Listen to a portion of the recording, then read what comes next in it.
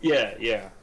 I in terms of like thematic connection, as I've said before, uh, Manhunter springs to mind. I cannot recommend it actually as a good game. For all I know, you might enjoy Mm, it, but I cannot in good conscience recommend it as an actually enjoyable game. Just as well, that sure was a thing. I suppose that's a fair warning. It's, yes, yes. It was made by Sierra Online. That's online with a hyphen. Ooh. So there's your first red flag you could use as a blanket. That is sending up a red flag, but what else did they make? Oh wow, the Leisure Suit Larry games, um, Space Quest. See, I haven't. I'm familiar with most of those, but I haven't played any of them really. The closest I ever got to The King. ongoing theme is they kill you a lot and laugh at you. Yeah, I have heard about that. Yes. I have a friend who got me into a lot of games when I was a kid that I wouldn't otherwise have played. The Thief series, for example. Ah, nice. He talked my ear off on more than one occasion about the punishing and esoteric logic in Sierra adventure games. Yes, yes. I'm not sure. Or I'm starting to think of the. I don't know what the literal worst example is. Like when you, There's a Leisure Suit Larry game when you go to the gym and decide to like get big muscles for a change, and if you don't re-enter the combination on your locker that you learned earlier, then when you get out of the gym, someone's stolen all of your stuff and it's just game over. fuck. It's stuff like that. Well, and in Police Quest, the joke I made about checking your tires, not in the '90s re-release, but in the original Police Quest, if every time you got into your car you didn't check every single tire, then you would get a blowout during the driving segments. Now, if you check the tires, it would say, "Oh, they're all fine." But if you didn't check, yeah, you'd get a blowout. Fuck. If you forget to shower or something a certain amount of times per day, you get like fired, and then it's just game over. Jesus. Yeah. Yeah, I I never got into those kind of games. No, I was a LucasArts guy. It's one of the reasons why the alternative segue Oh, maybe I should. is Maybe we should. I haven't actually played the HD re-release yet. Maybe we should stream oh Full Throttle. Full Throttle. There's That's a fucking game. that is the only one of those I ever finished.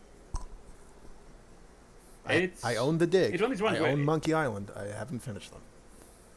there you go. Monkey Island 2 would be my personal favorite, but I think they all have merit.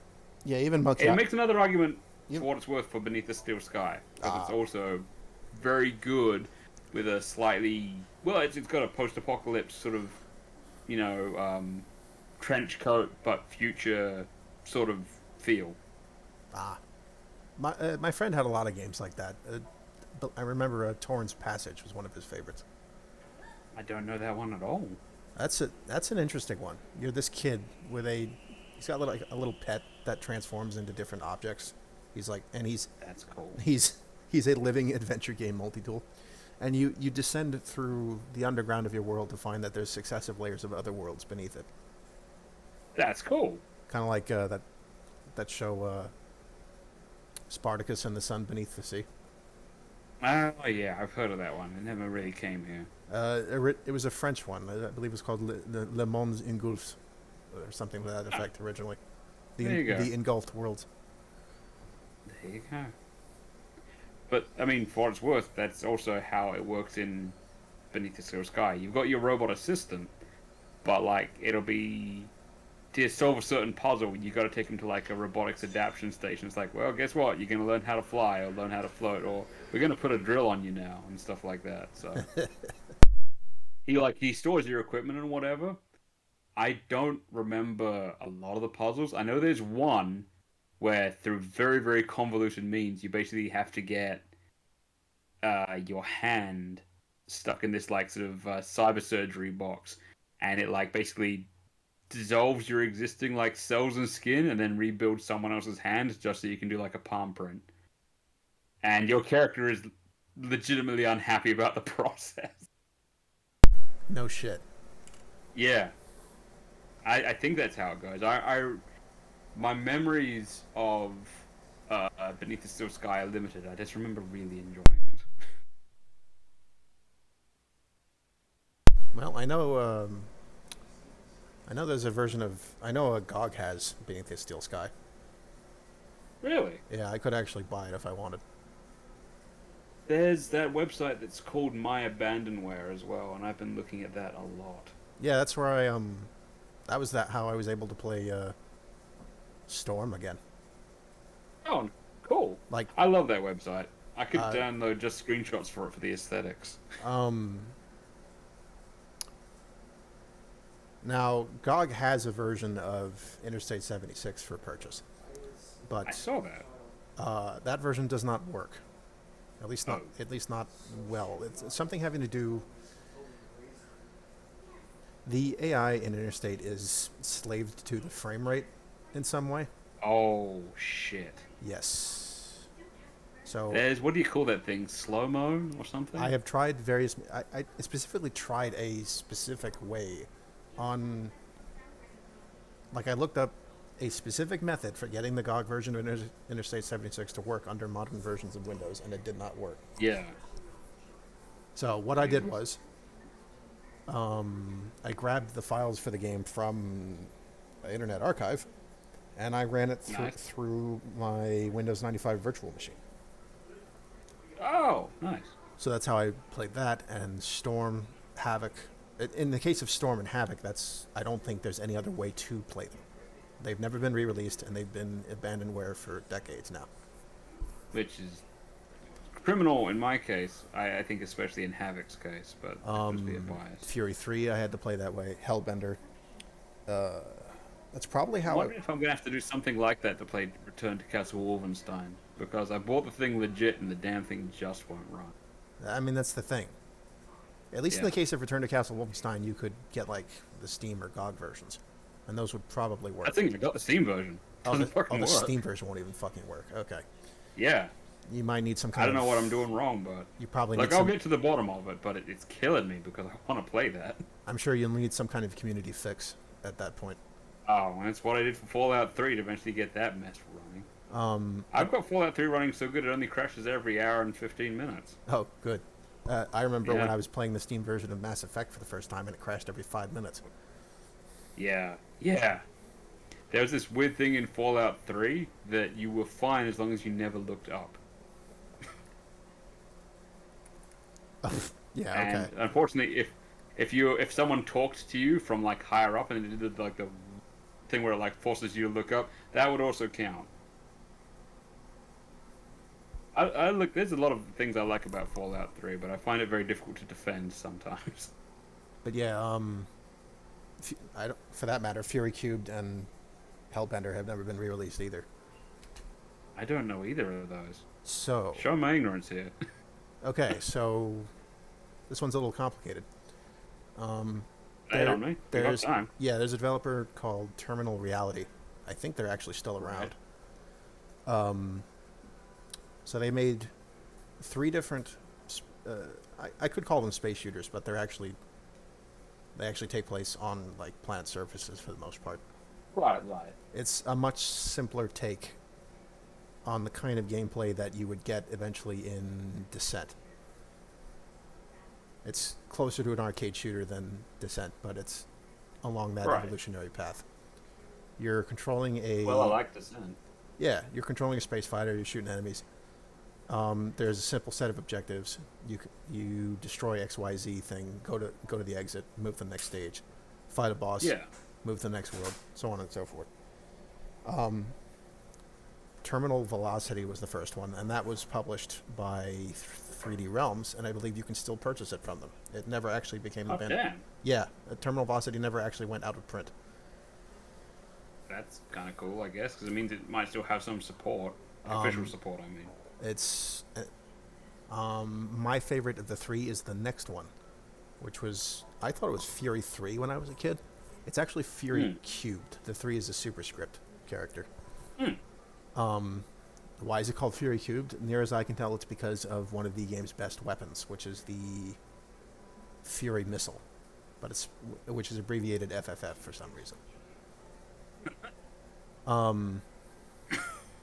Fury Cubed was basically the Windows version. Like, it's not the same game, but it's virtually the same. Like, it has exactly the same gameplay, most of the same weapons, and just the textures and enemies are slightly different in appearance. Right. Where Terminal Velocity was DOS, Fury Cubed was Windows, and made a big deal of that fact. Very early Windows 95 game, I believe. What year was Fury Cubed? Let's see. Let me check the dates real quick. Sure thing. Terminal Velocity. Also, I believe Tom Hall worked on Terminal Velocity. Of the that can be mixed, but I think it shows a core because concept of design. If he didn't, it was at least referencing his work, because the planet Titanga appears as one of the worlds in Terminal Velocity. Otherwise known as the planet that Doom was originally supposed to take place on. I thought I'd heard of that. In Tom Hall's Doom Bible. Yeah. Yep. So Titanga appears in Terminal Velocity. That's cool. Yes, a little bit of a connection to the id Dream Team there.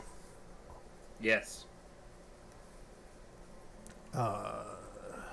No, not Terminal Velocity, the scientific concept, the game. Thank you very much.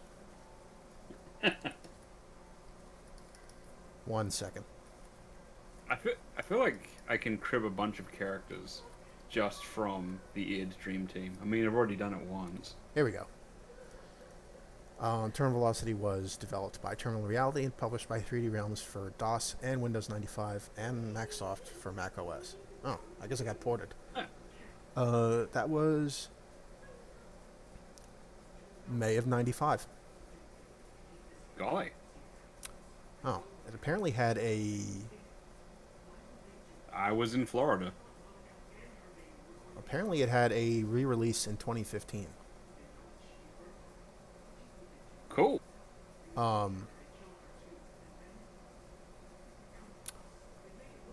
So yeah, I guess there was a Windows version of Terminal Velocity, but the difference between that and Fury Cubed was that Fury Cubed was designed to run natively on Windows. Oh, good. But it could be run under 3.1 using Win32s, apparently. Really? Yes. Huh. I would not have expected that. Fury Cubed was August of 95, so not much time between them. No, not at all. But I mean, that used to be the way it was, really. Fury Cubed had an unofficial expansion called F! Zone in 96. Sorry, the F Zone just... Yes, the F Zone. Yeah. Fury Cubed received a direct sequel called Hellbender. Right. So here's the weirdness. Terminal Velocity was published by 3D Realms. Fury Cubed was published by Microsoft. Right. As was Hellbender. And because Terminal Velocity was published by 3D Realms, you can still buy it. Fury Cubed and Hellbender have been out of print since the 90s because Microsoft. Oh, of course. Yeah. That is so fucked. Hellbender's so weird. One of Hellbender's claims to fame over the other two is that it had a voice actor for your ship's computer. Really? Which Cool. was Gillian Anderson. That's neat. Yes. That's pretty cool. And that would have been the first time I heard her, long before I had ever watched the X. Yeah. And that long before I had ever seen the X-Files. Or there you go. Or for that matter, Princess Mononoke. She's so good in that. Seriously, I don't watch like a huge amount of dubs, but fuck, Gillian Anderson is really good in Princess Mononoke. But yeah, she's good in most things, honestly. Let's see. Out of Storm, Interstate 76, Terminal Velocity, Fury Cubed, Hellbender, and I suppose if you want to count it, the Windows Game Sampler 2, which was created by Monolith, the Blood devs. Huh. At least the shell for it was. That's kind of cool. It had demos from various developers, of course. That one had a demo. And also Firefight, which was Epic, I believe. Really? Yeah, Huh. for a long time, Epic was still selling CD versions of their 90s games. I, This is before Epic went completely evil, right? I'm sure this is no longer the case. Yes. Hmm. I suspect not. But yeah, here's a weird one for you. I'm sure this is why this is no longer published. Shoot. Firefight was developed by a Polish studio called Chaos Works, which I've heard of them. doesn't even have a Wikipedia page. It's a red link. Huh. Produced by Epic and published by EA. Back when they were still called Electronic Arts. Nah, but this is the thing. Like, I got this. I'm gonna have to talk to my brother about it or something. But like, a game's starting, and one of the things we see is Chaos Works. It's like, hang on. God, that's gonna be killing me. Something we played more than once. So out of all those games I just rattled off, and I'm probably forgetting one. Yeah. Yeah. Only Interstate 76 and Terminal Velocity can still be legally purchased. Yeah. I mean, don't get me wrong. Like, the libraries of Alexandria are a tragedy and all, but I mean, people who play video games have to experience that on a yearly basis. On the other hand, the people of Alexandria did not have internet backups and leaked files. I mean, that's true. These games might be forgotten, but they are not gone. No. Thank goodness for nerds. Which is more than I could. There is one game I have played that I think may actually be gone because I can't even find it on the Russian wares sites. Yo, for real? Which one? Warhammer 40,000 Kill Team. I didn't even know that got made into a game. Yup. Holy shit. There was a twin-stick Space Marine shooter on Xbox Live Arcade, PlayStation Store, and that might have been it. Ah, it never existed in solid form, eh? Nope. That's a doozy. There's frankly an obscene amount of lost games from the Xbox Live Arcade era. I would agree with that. And that's not just because one of the games I worked on was only on the Xbox Live Arcade. I mean, Brian Lee O'Malley, from what I understand, had to bend over backwards to get the Scott Pilgrim game back in stores.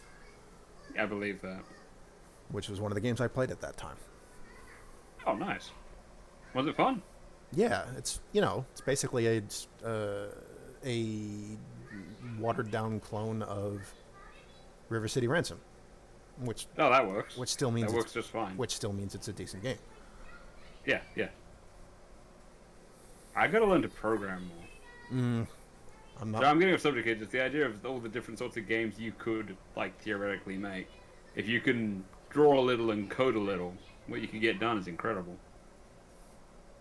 I could. Part of me thinks that I could legally make a sequel to Havoc, and nobody would mess with me. Ooh. Because they'd have to break out their corkboard and red string before they knew what to sue you for. Because not only is that game abandonware and the developer long dead, at least the lead developer that I know of, because I dug him up, doesn't even work in game development anymore. I think he went He's like $1 million an hour or something. He went into corporate security software or something boring like that. That was close. Just, fell off my radar. Yes. Doesn't even respond on his Twitter. I tried to upheave his worldview by tagging him with Havoc fan art, which I'm pretty sure is the last fucking thing in the universe he would expect. I followed Jeff Lupetin on Twitter, and I was going to see if I could link him to some of the videos we've made on Snatcher and get his insight after the fact. Am I even pronouncing your name correctly, Jeff? Do you actually like pizza that much? Because you post about it a lot. It would be neat to get some sort of view on. I mean, this would be ages ago for him now. The guy's probably got other things to do and worry about. But it would be neat to know what he thought. How accurate have we been? Well, it's the same deal. I bugged Stefan DeLuca about. I tagged him with my Storm fan art because he was the project lead on that, and Yeah, cool. I never got a response. Nah. That was the you want to know how obscure Storm is. The Yeah. You can actually watch the cutscenes for Storm on YouTube because Wow. he uploaded them. Because he uploaded them. Fuck me. Yes, because the game's director put them on YouTube himself. Jesus Christ. Not even just like some devoted diehard fan, but literally the guy who directed it. I feel like Wow. it's going to be a pain to play through it again, but I think I need to stream Storm. If for no other reason than we are 2 steps from that game disappearing from the internet entirely. Yeah, that's a legit enough reason. I want to say, like, if you want me around for that one, I will not have as much to say. I'll just be like chattering or whatever. But I would try to learn. I'm sure it I would listen. I have a feeling it would provoke discussions of voice actors and technological comparisons and just. Oh, that's true. In some ways, Storm was kind of ahead of its time. I feel like a lot of our best discussions during this Let's Play have not actually been about Snatcher itself. Well, I tried not to get off topic too much, but look, getting off topic is fine. This is some sort of fusion. This is somewhere between. I have found I've been like listening to our former episodes, just when I've been like doing the dishes or, if I'm on a particularly long drive or stuck in traffic. It's nice. It's got that sort of I don't know, Yahtzee and Gabe red letter media effect where it feels just like a relatively interesting conversation that you can sit in on. Yeah, it's nice to be able to talk about this stuff with somebody who cares and to an audience. Yes. Audience of people. Yes. Who are here for that kind of discussion. It could take half a decade. It could be after we're both dead. Someday, somebody will be like, "Oh, I'm so glad to hear someone talking about this. It's like I have friends in the room with me, like people do with videos now." I mean, I can only hope that people get that out of what I have to say, because at this point I'm so used to just people visibly not giving a shit about what I'm saying. Captain, it is how we will achieve immortality.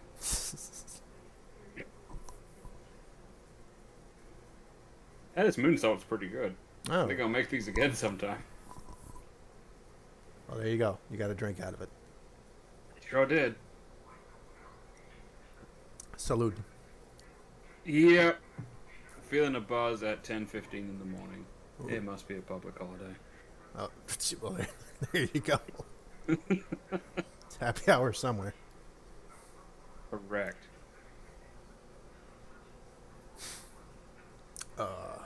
But no, I look forward to doing this again sometime. Whatever you have in mind, whatever you think works, I am on board for in any capacity. So. Yeah, it'll be something. I don't know if it'll be Storm first thing. I have to. Now that I've played through it recently, more recently than like 25 years ago, I have an idea of what I'm getting into, and I need to prepare for it a little bit. We're gonna do the same. I need to get my Let's Play set up a lot better first. However grueling you thought that segment just now with the super insectors was, the rail shooter segments of Storm are worse. Well, I mean, I've never seen someone do the super insector. This is going to sound weird, but I've watched a lot of Let's Plays. Most, not all, the Let's Plays I've watched of Snatcher, they got by the super insectors at least one. But you didn't get once by them. That was the weird thing. Well, the ones in the air ducts gave you more trouble. I guess I was a little more unpracticed then. Yeah. I think the essential difference is that the shooting segments here in Snatcher are on a 9 square grid, which is nice. Like there's only so many spots to shoot, and it's more a matter of being fast. And one of them doesn't even count. Storm has 3 rail shooter segments, and you have to be pixel perfect accurate. Oh, like that, is it? And you have to hit that same target multiple times while it's moving around. Oh boy! And you are limited to 3 divers. If you fail the rail shooter segment, one of your divers dies, and they are dead for the rest of the playthrough. What the fuck? You get 3 attempts, and then you have to load your last save. That doesn't sound like game. It worked. It worked better back in the day. Yeah, I believe that. A little. Yeah. Thankfully, you can save between levels. Oh, I would good. still have to repeat the stage immediately before the rail shooter segment, but I Yes. don't have to start the whole game over. Yeah. That's the thing, Rex. The Windows emulator that I am using does not have save states. Oh. I don't know of any that does. We're not emulating a Sega CD game here. We're talking about a early Windows game. The background processes are a little more complex. Yeah, somewhat. If somebody knows of a Windows emulator with save states, that would certainly help. Because then You'd think that someone would have made one by now, right? at the very least, There'd be demand. At the very least, I could save a state at the beginning of the rail shooter segment. Yeah. Better than nothing. As it is, I had only 1 diver left by the end of the game. Fuck. Now, thankfully, depending on how you look at it, the ending ignores that, and all 3 divers appear alive and well. Hey. So I mean, I think I say like it's nice that the game does that. It would have been much harder from a coding standpoint to factor that into things. So sure. how much of that is them being nice, I couldn't tell you. Yeah, I'm sure it's a question of not wanting to animate 3 separate ending cutscenes. Or like I can 4, see that I guess. entirely likely. Oh, one small thing I'll say that is nebulously Snatcher related is, for what it's worth, in both English and Japanese, the person doing Random's voice and Elijah's voice is the same person, and they're just making themselves sound older. I think they're doing a pretty good job both times. Oh, that's funny. How much does Elijah suck, though? Fucking hell. He's got to be right up there with some of the most pathetic villains of all time. My He God. really is a fucking Yeah. sack of shit. Like I can't even respect him. In the Japanese version, he doesn't just say, "Oh, in case you hadn't noticed, it's the same thing backwards." He actually spells out every single letter. He actually just stands there going like HAJILE through all of it. Yeah, I think that I can see how that be a thing if you're not. It gets in Japanese. They don't use like Romaji, like the English alphabet, for most things, so it's a little clearer, I guess. I admit I didn't pick up on Random being Modnar backwards until I saw Modnar written out in front of me. I mean, it's one of those things where, again, with the Random being a potentially existing name and its existing connections to the Metal Gear series, it's fairly well obfuscated in many ways. I mean, it's again that hiding in plain sight where the name Random Hajil, for those of us who've grown up on Kojima games, doesn't really leap out at us as being a name that sounds like a name that's backwards. And the fact that the Hajil is an existing was an existing military device further helps, because it's just like, oh yeah, Kojima would do that. Yeah, it's a layered thing. Yeah. So I mean, yeah, this game is right up there. If I had to pick top 3 Kojima games, for all its faults, for all its slightly questionable choices in the early versions, optional choices, but still programmed into the game, Snatcher's got to be in my top 3 Kojima games. It does. It's very good. I'm sure it was it had to have been. Well, I do really like Sonic CD. I was about to say Snatcher must have been the best game on Sega CD, right? If not Sonic CD. In many ways, yeah. It's one of the things where it came out too late in the Sega CD's release, so it wasn't used in any of the promotional material. And the box art, it's just a dude who's, I think, meant to be Gillian, but doesn't actually look like him, just pointing a gun and wearing a coat. The box art doesn't really look like anyone in the game or really tell you anything. It's literally just a dude in a coat pointing a gun at the camera. If I Even the nerd only makes mention of it briefly. Like he doesn't. Yeah, he mentions that he doesn't cover Snatcher, but I'm not sure he had Snatcher when he made that video. it's hard to track down. There's like what 2,000 copies sold in the entire U.S. Really? That's it? Something like that. It's really dire. That's like when I don't know if I ever mentioned Battlezone 98 had an expansion. You mentioned Battlezone, but this is new to me. Yeah, Battlezone 98 had an authorized expansion called the Red Odyssey. Right. It added a Chinese army, among other things. Oh, okay. Yeah. The Red Odyssey, in its original release, the Red Odyssey was not sold outside the U.S. And let's see.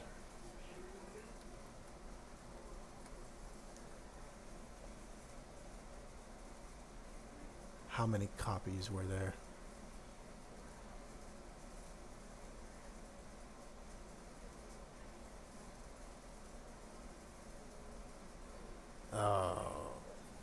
It was a small number. Yeah. Less than what you're telling me was sold of Snatcher. Yeah. I had this weird fucking thing because you would have used those like I guess they were often like Amstrad computers, the ones that were the monitor and the computer itself were sort of built together. They were made out of black plastic. They're used for educational games. The sort of thing you would play like Where in Europe is Carmen San Diego. No, I had one of those. Yeah, the Amstrad computer. There was a game. Oh, I didn't have an Amstrad, but I had a Carmen San Diego game. It played like educational games, like Where in Europe is Carmen San Diego. I guess in the States, it's what you would have played Oregon Trail on back in the day. Oh, and there was a game that was on like a bunch of school computers when I was a very small child called Granny's Garden. And even in Australia, no one else had played like Granny's Garden. It's like, no, never did that one.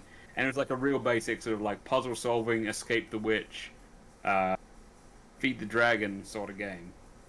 I was like, how is it that this was on every fucking school computer and no one has played Granny's Garden even in Australia? It's literally developed in my home state. So like I assumed that it was just like a game that was everywhere. It was literally made only in... It was developed in my home state. So it was on computers there and nowhere else. It just seems to be like everything else. So I only found that out last week and it really fucked with me. It's like, right, that's why no one's heard of Granny's Garden. Huh.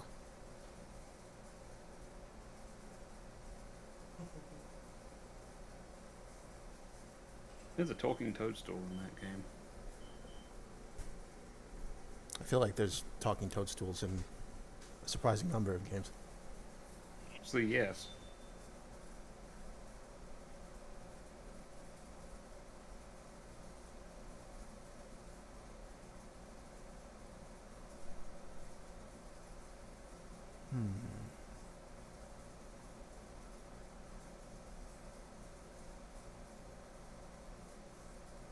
Oh, as Mr. Bad Guy has informed us, Snatcher only came out about 4 months before the Sega Saturn came out. Oh, fuck. Okay. Yeah. And now here's the thing, in Japan, they made a copy of Snatcher for the Sega Saturn and the PlayStation 1. Oh, there you go. But not over here. Oh, of course. Which is a shame, really, because like the PlayStation version, it's got a graphical tweak. You could have lined up the English text to it pretty much perfectly. So I found the figure I was looking for. Lay it on me. Yeah, only 400 physical copies of the Red Odyssey expansion were produced. Fuck me. All sold here in the U.S., and they go for upwards of 800 U.S. these days, if you can find one. Were they trying to fail? I don't know.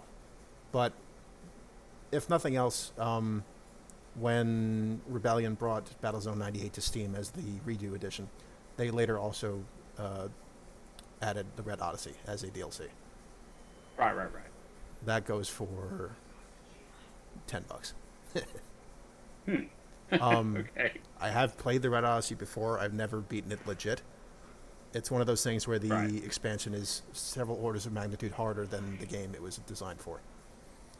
Past a certain point, there have been games in the past where I've gone, you know what, I'm going to cheat for a little bit. I, when I was a kid, I did that almost exclusively. In recent years, I've Yeah. made a point of going back and attempting to finish games legit that I did not finish legit as a kid. For me, it's backwards because I had so few games as a kid. I actually beat Rise of the Triad on the easiest setting, but whatever. I beat Rise of the Triad without cheats. And nowadays, if I replayed Rise of the Triad, I'd be like, nah, fuck this. I'm just gonna cheat. If I actually have to sit down and play through Rise of the Triad, I'll probably do it on easy. I can't recommend this enough. It was an attrition-based thing. It became like muscle memory because I had like 2 games.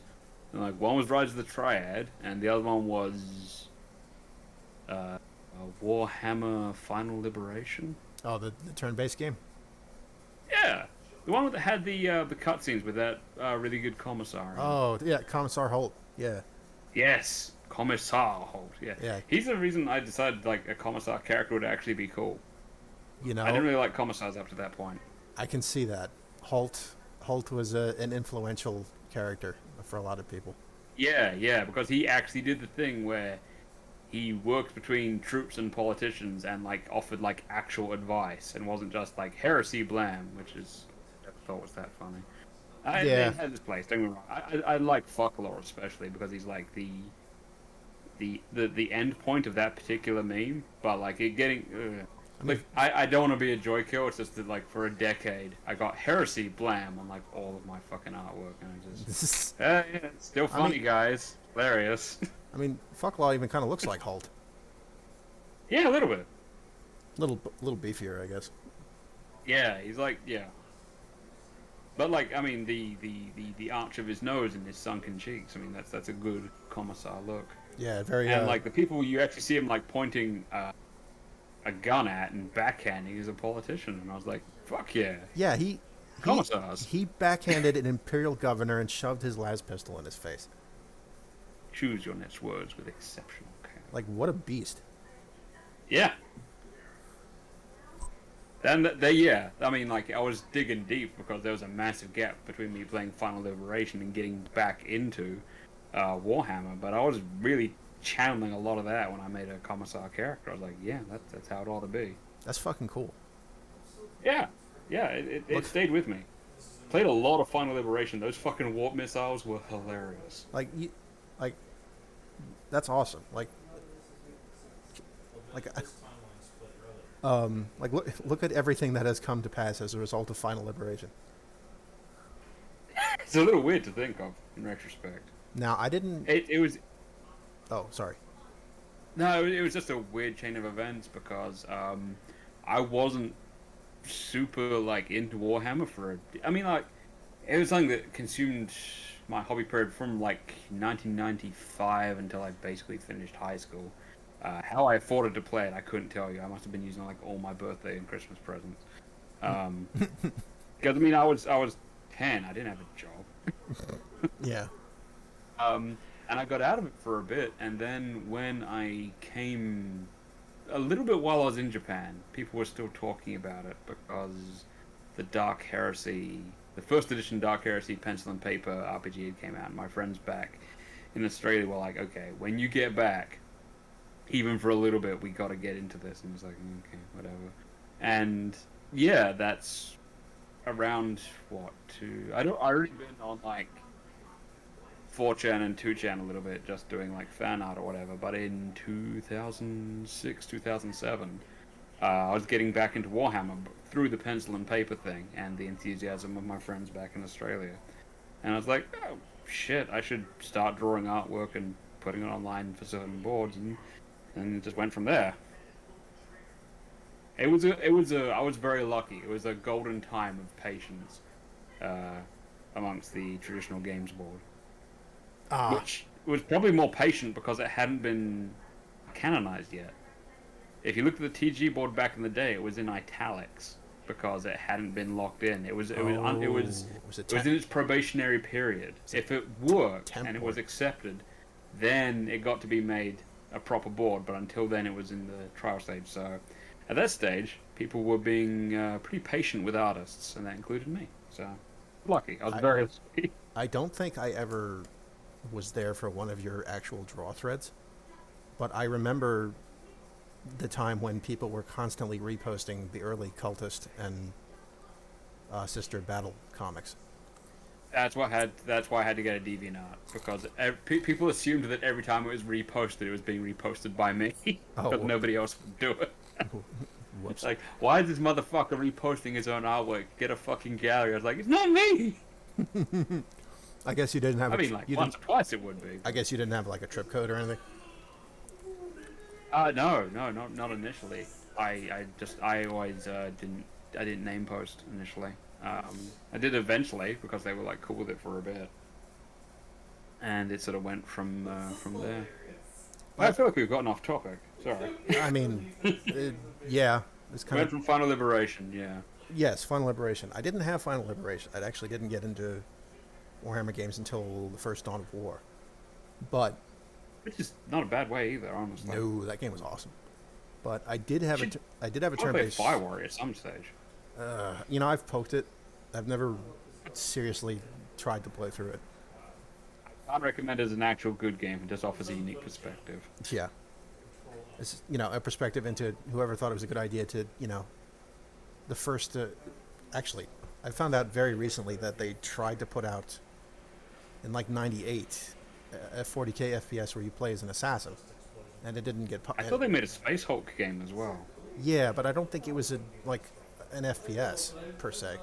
No.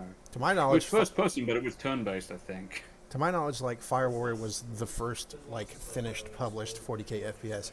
And some bonehead thought it would be a good idea to make it about the Tau. Yeah. Even then, it boggled my mind. They hired both Tom Baker and Sean Pertwee as voice actors, and then decided it should be Tau focused.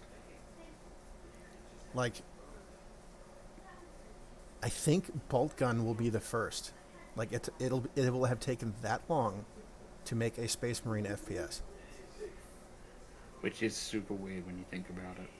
Unless we count Space Hulk Deathwing. I don't really. Because that is an FPS. I want to say, though, Space Hulk is some of the best, tabletop 40k fun you can have that only takes one evening.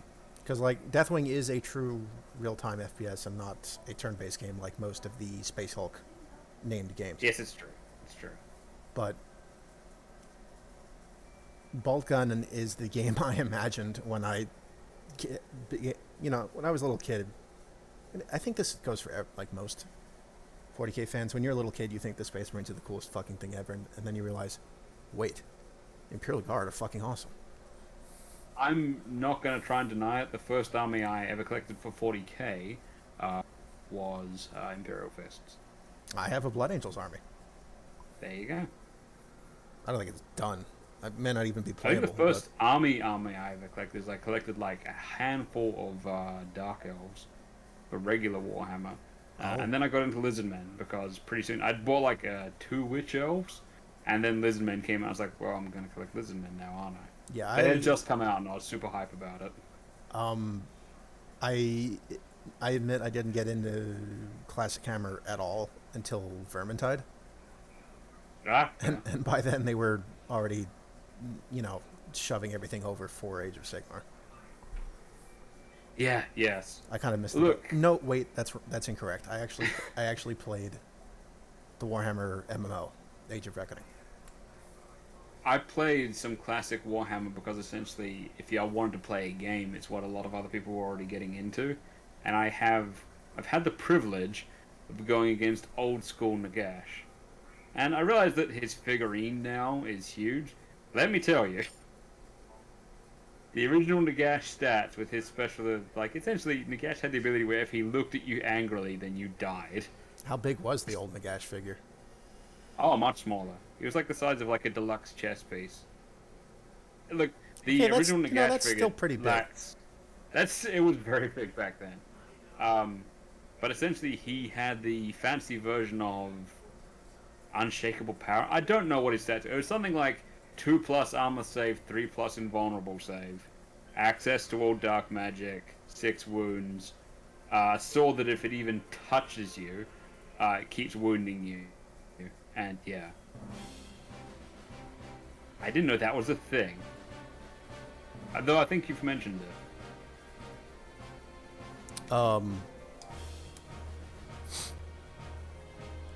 I did have... Not everyone likes Musou-style games. I got a lot of time for them. Oh, yeah. I like their simplicity. Yeah, I'm into it. I'm just giving people something to watch while we're podcasting. Oh, yes, good idea. Has absolutely nothing to do with what we were saying or doing or playing. Yeah, it's fun. But it's what I was playing before we started streaming today. Mr. Bad Guy has asked, didn't it also have a really doofy-looking head? I think he means the Nagash figure. Oh, sort of. It looked a bit like a nutcracker. Oh, I think I know the helmet you're talking about. It's not even a helmet. It's just his face. He's got sort of this. He looks sort of Grim Fandango-ish, like his teeth are going too long. Was it Scum who drew that comic where Nagash is holding up Von Karma and he's like, "You're here because you've done fucked up too many times." Yes. That's an accurate representation of the new Nagash figurine and just how big it is.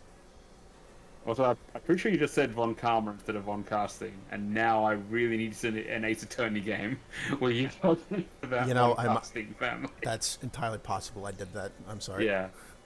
No, I love the idea. You've set something off. I need to animate fucking Manfred Von Casting doing the fucking hands out bow that Von Karma does whenever she wins, because it suits him too well. I did have a turn-based strategy game when I was very little. It was just called MAX, and that was an abbreviation for Mechanized Assault and Exploration. I saw a magazine advert for that. Never saw it in stores. I'm not even sure how I got it. I think it was, like a lot of other things, I would think it was something my dad bought because it caught his interest, and I ended up playing it. Yeah, you get that.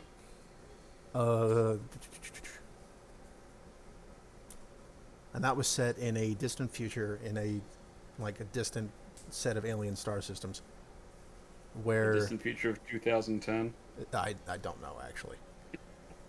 Like an alien, a mysterious alien council called the Concord, took refugees, cults, political dissidents, all sorts of people from Earth, and promised them new planets. And then told them when they got there that they'd have to fight for them.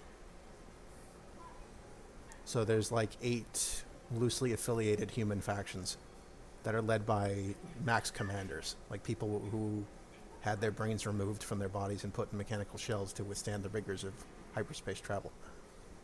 Jesus. Yeah. That's devotion to your job. Yep. And it's top down, as you would expect most strategy games to be, but it was strictly top down. There wasn't an angle to it, and it had sprite based entities. I'm down with that. And it had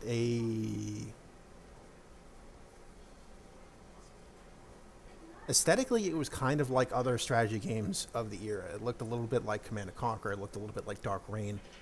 It had that grounded but near future rounded shell look to most of its vehicles. Nice. And it had a very complex logistical sub-game to it. Buildings had to be physically connected, either adjacent or via little connector tubes to, say, their power supply. All right. Factories had to be connected to depots where resources were stored.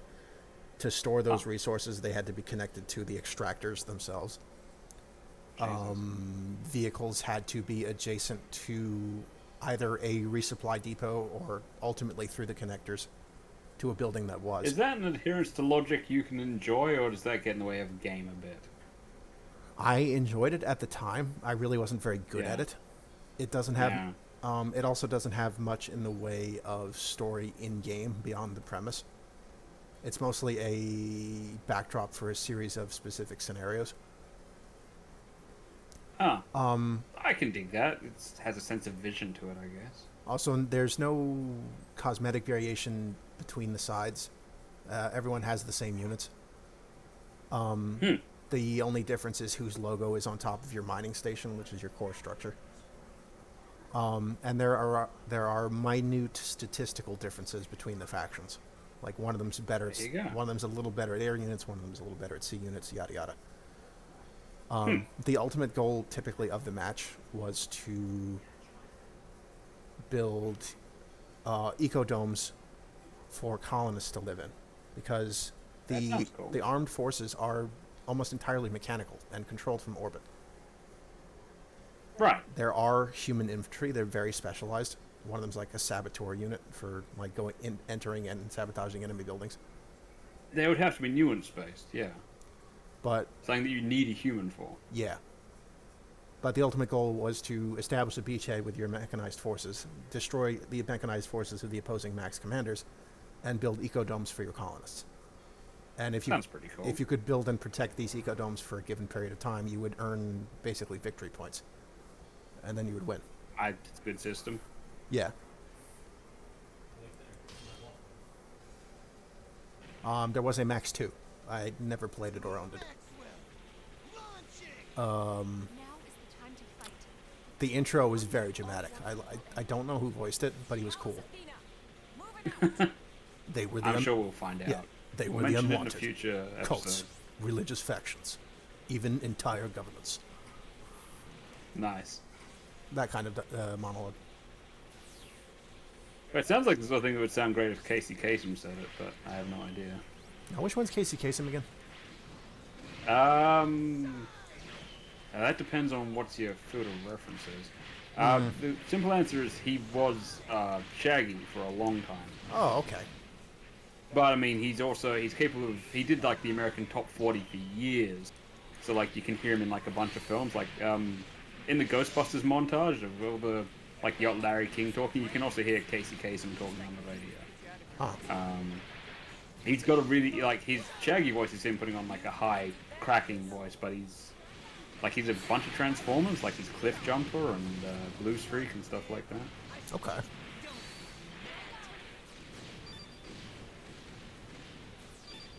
There's probably like other pivotal voice roles of his that I'm utterly spacing on, but those ones that spring to mind for me. And yeah, I mean, people my parents' age just straight up, if they wanted to listen to like American rock music, they were listening to Casey Kasem. Huh. Yes, actually, yeah. He was, as Mr. Baggers pointed out, he's also Robin in Super Friends, which... oh, shit. you can... Super Friends wasn't as much of a thing here, but it's a clip... I can't remember which Let's Play I was watching. There's a Let's Play where it cuts to him... Oh, it's the Trespasser one. The Trespasser one, again, for anyone who hasn't watched it, I cannot recommend it enough. The Trespasser Let's Play by Research Indicates. For the most part, they don't do goofy interjections. They do this really sort of wise old cowboy, very informative, practically documentary about the game. And then there's one moment where you come across a spinning bridge, and it just cuts to a similar scene from Super Friends, which features the sentence, "Quick, pass me my batinoculars." And then it goes back to the game. But he almost never does that through the rest of the Let's Play. There's just that one bit, which sort of helps stand out more. I kind of love old goofy Batman. Oh yeah, absolutely. My dad was a big fan of Adam West era Batman. I watched a lot of that as a kid. Seen a lot of reruns. It was just what was on. Yeah. That's the one where they got fucking Burgess Meredith to be the Penguin. Yeah. And Vincent Price was in it. It was pretty crazy when you think about it. Oh, who did Vincent Price play? Egghead. Yeah. Oh, wait. Wasn't Egghead one of the villains they created for that show? It's possible. It's real possible. I forget.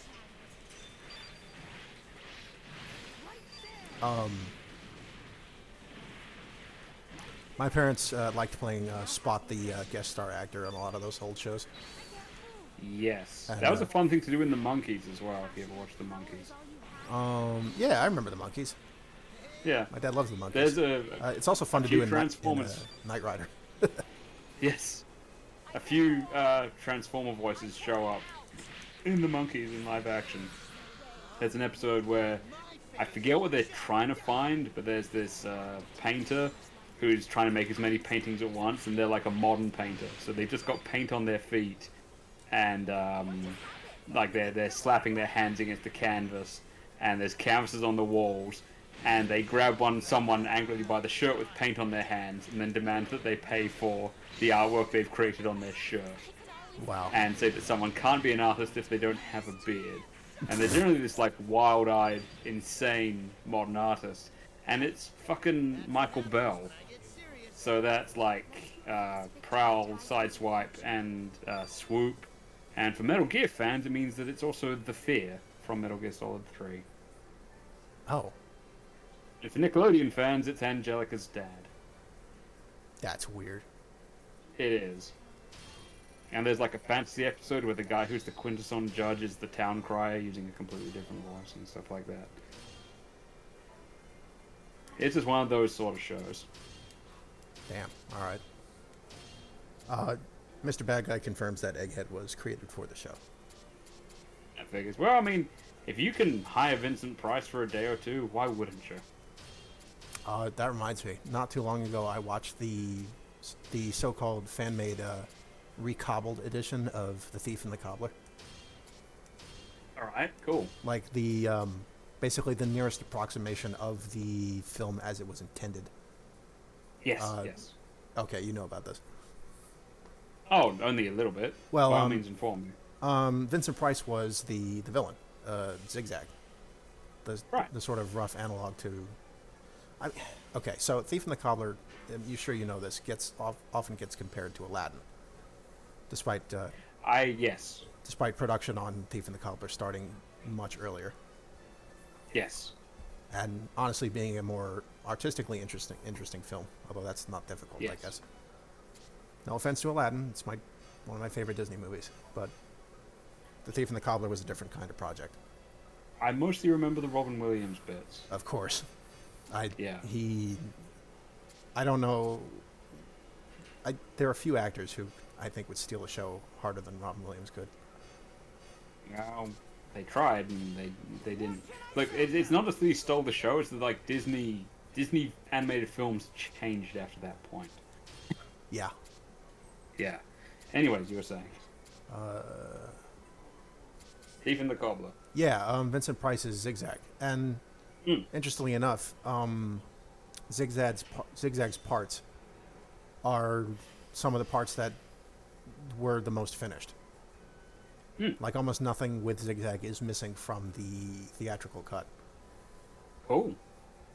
So like, the parts that are filled in with sketches and whatnot tend not to have him in them.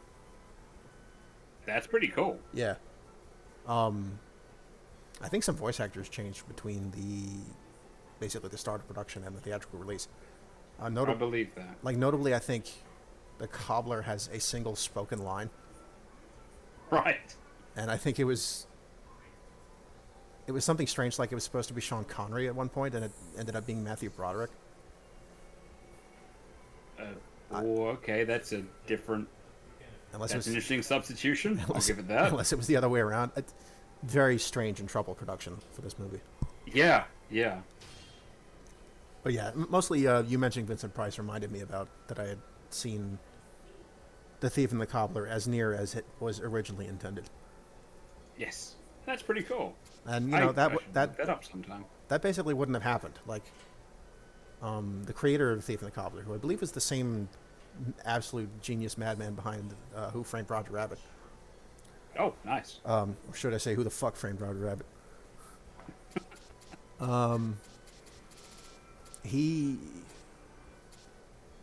What happened to The Thief and the Cobbler broke his heart, from what I understand.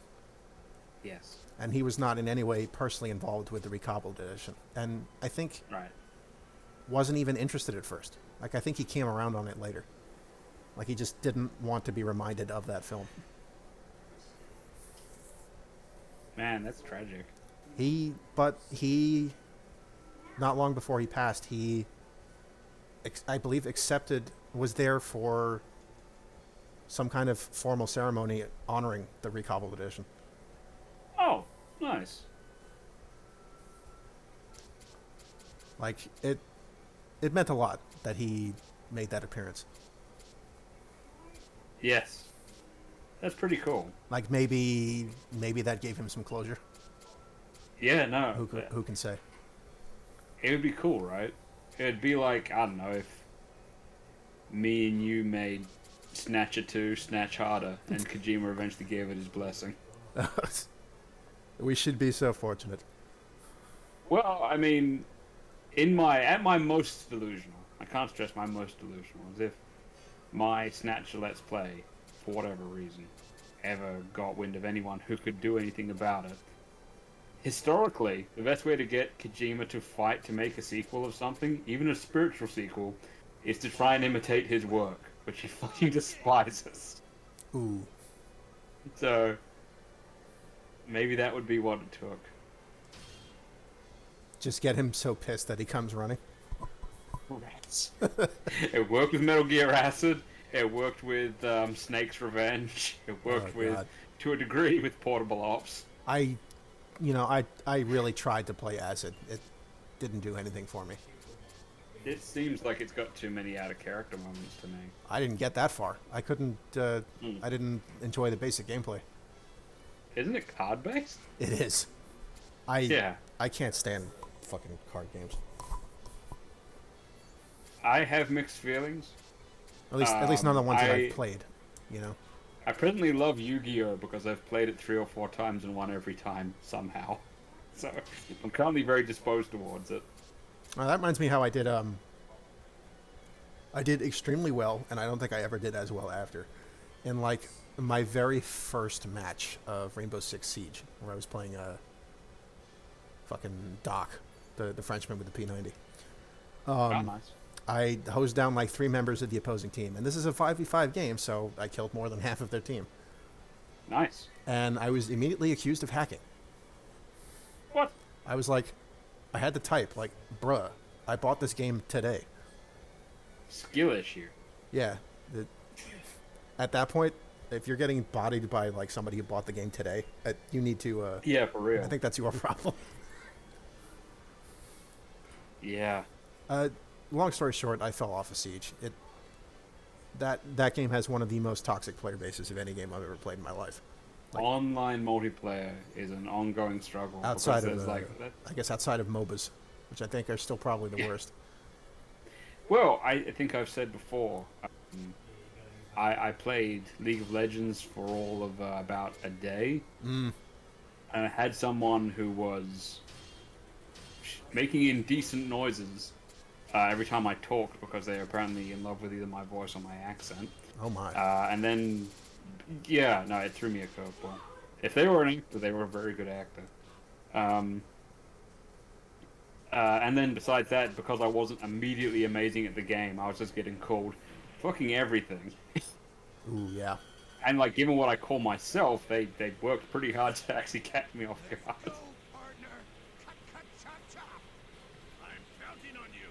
I had people say shit to me in Siege that I've never heard before in my life. Yes. Like talking shit about my non-existent wife and all this. And, no, exactly. I also had the misfortune to have a very brief debate before I realized what was going on with English fascists. Oh, and a lot of those. Boy, those are a special breed, let me tell you. Ain't they just? Oh, God, what a clown that guy was. Yeah. But yeah, I don't play Siege anymore. No, it's a trap. I think... except maybe for the game he did a video on most recently, which I think was EDF 4.1. Yeah. You cannot buy any game that Russian Badger has made a video about and expect to have the same kind of experience that you see in his videos. You would need, like, a big collection of friends that you could just fill up the server with. Yeah, and... then you'll have a good time. I do not have enough, consistently, contemporaneously online friends to manage that. And they do not play Siege, which No, I think no, I exactly. think they're all better off for it. Frankly. Yes, I feel like we get a distorted view of how uh, online gaming can go from some YouTube channels. Like, if you have like a literal army of friends and family you can pack out the server with, sure, it's probably a Yeah. blast. Yeah. I did briefly get to. I was briefly part of some public lobbies for a GTA YouTuber named the Ivan A, and that was actually kind of fun because we Yeah. pretty much exclusively played like custom mini games. Yeah, that sounds cool. Yeah, so that was entertaining. That was probably the most fun you could have playing that fucking game. Oh, yeah. It's weird. Some of my best GTA memories is we had one PlayStation 2 that just kind of fucked up. I mean, by the time it was fucking up, we just got another one because they were getting relatively cheap. And that one's been great guns for the last decade or two, so that's fine. I guess it wouldn't be. No, it would be 2 decades. Fuck me. Damn.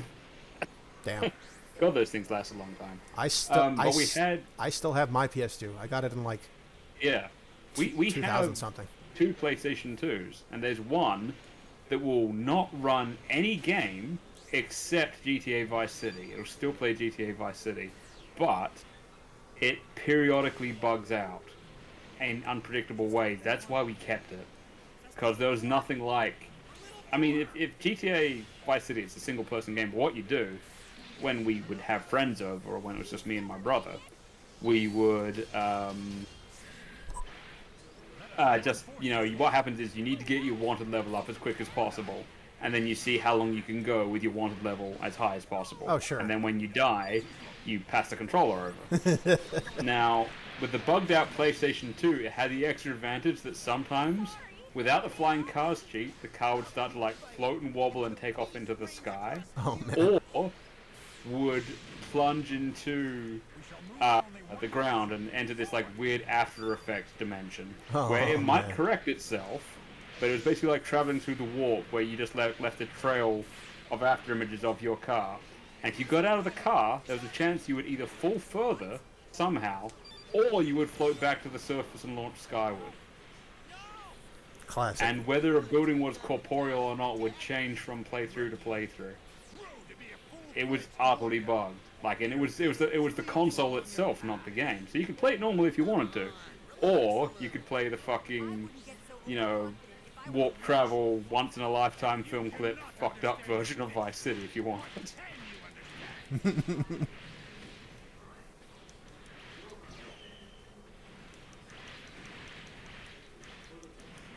It's like I had this one Walkman, like the actual tape-based Walkman, that no matter how fresh the batteries were, would play everything slightly too slow. Oh, so it's kind of like the demon version of songs. Speaking of weird, slow voices, do you realize that they made a top-down point-and-click adventure? Can you think of many of those? Because I got one. Top-down point and click. Yeah. Which one was that? Dreamweb.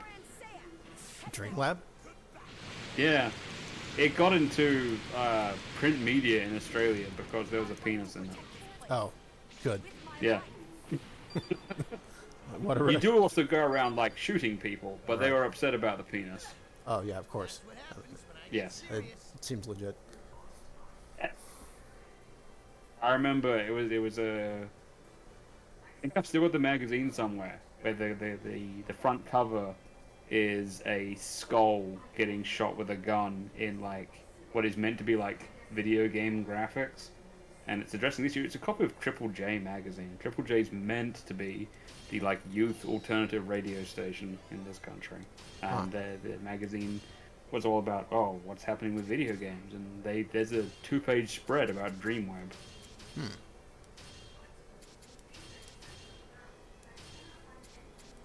A game that, for all I know, is worth researching, but I can't, again, recommend as a game worth playing. You know that thing that's been addressed in films where you can tell that there's a bunch of scenes they filmed for the trailer, and then, like, the actual film isn't really like that? In the case of Dreamweb, they knew they would be releasing a demo so that someone could buy the full version, and they put all of it into the demo. The rest of the game is not like the bit that was released. Right. But it does feature some sex and violence, so it got everyone talking. Of course. Yeah. And so the same game studio was able to make Martian Gothic, so I mean, it worked well enough. But I'm cribbing from other people at this point, so. You know, Maxwell has a haircut like I used to. Really? Yeah. Up until the age of about 17 or 18, that's how my hair went. Damn. Yeah, took a long time, but I needed help to get my hair together. I was like, this is not sustainable. If my hair gets wet, it's too heavy to keep moving around, and the maintenance on it was just ungodly. So I was just like, you know what? This is going to a short back and sides.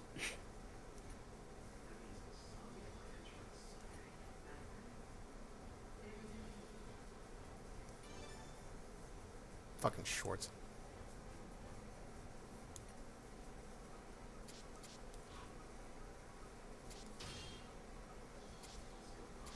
I want to say I approve of the weapon clash system in this game actually being a sequence of buttons and not just having to hammer a button.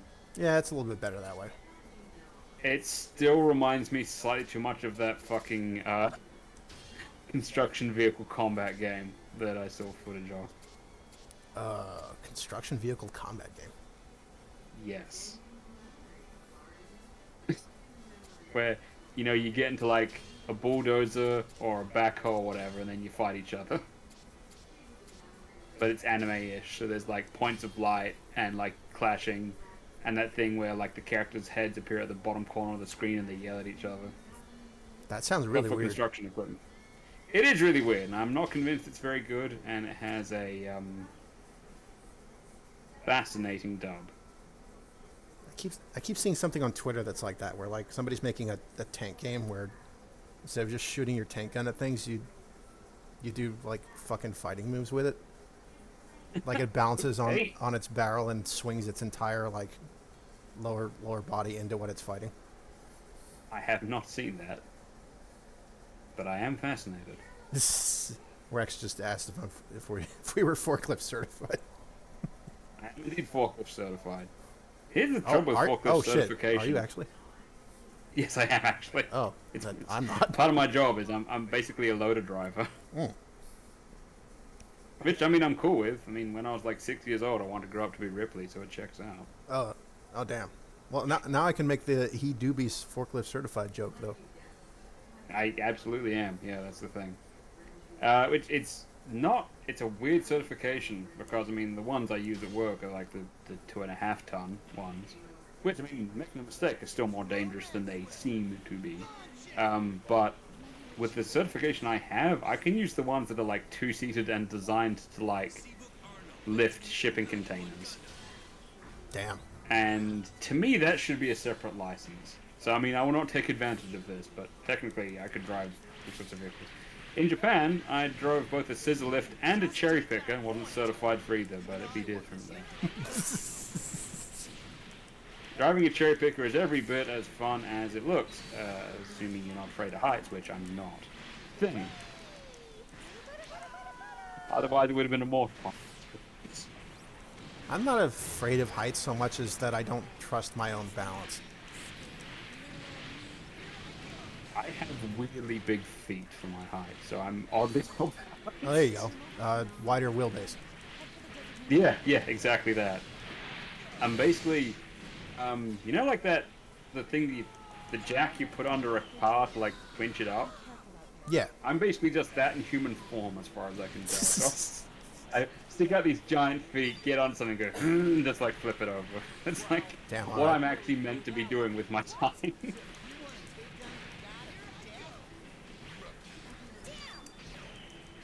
There's been like 2 years of my life where I wasn't overweight, and I've been walking around the entire time, and being in manual labor jobs for the last 2 decades. So as a consequence, my legs are now inhumanly strong. Damn. They say don't skip leg day. I probably never gonna bother doing leg day again. I need to get the rest of my body to catch up so I don't look like a fucking T-Rex.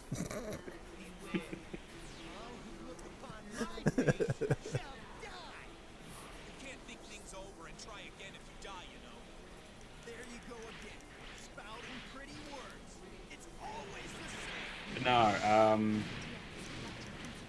you can this this construction vehicle combat game. Origins are in Japan. I'm convinced that even in Japan it was a joke. It kind of has to have been.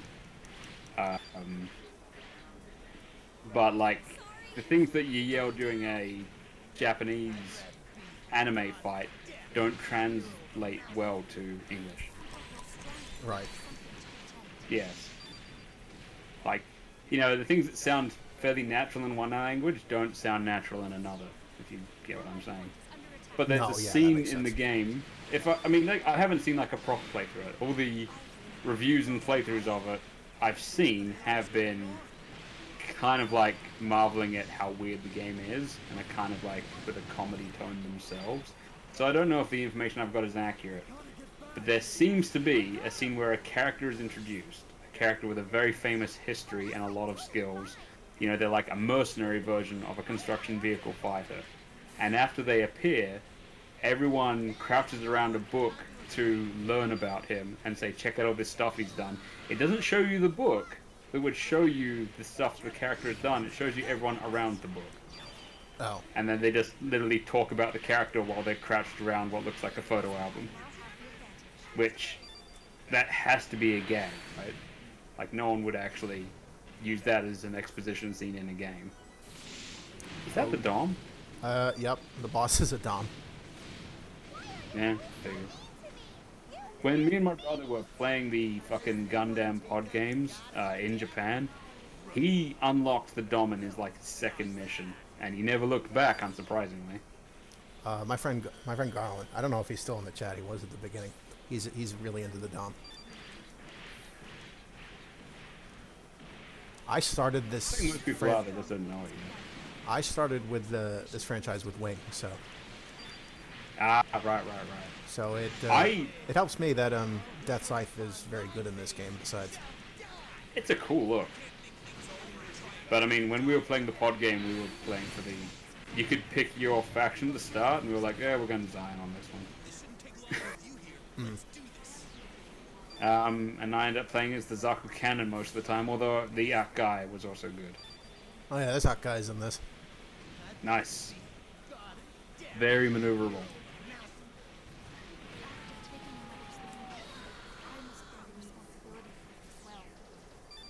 They have a train that connects the airport, the Kansai airport, to the Namba station that looks like a Zaku, and I've had the privilege of riding it. It's a good time. Mm. Yeah, it's cool. Like, the front of the train's just a Zaku head. People think multi-track drifting was meant to be serious. Oh, really? I thought that whole thing was a gag. I mean... The train racing manga? The one that was, spoofing Initial D? Yeah. I think... I don't know. I know that Japan has a reputation for being weird, and sometimes it is genuinely weird, but it is also a really, really funny place that does a lot of parodies. Unfortunately, a lot of people seem to think they are more serious than they are. Unfortunately, I think they were being completely serious with Robot Alchemic Drive's English dub.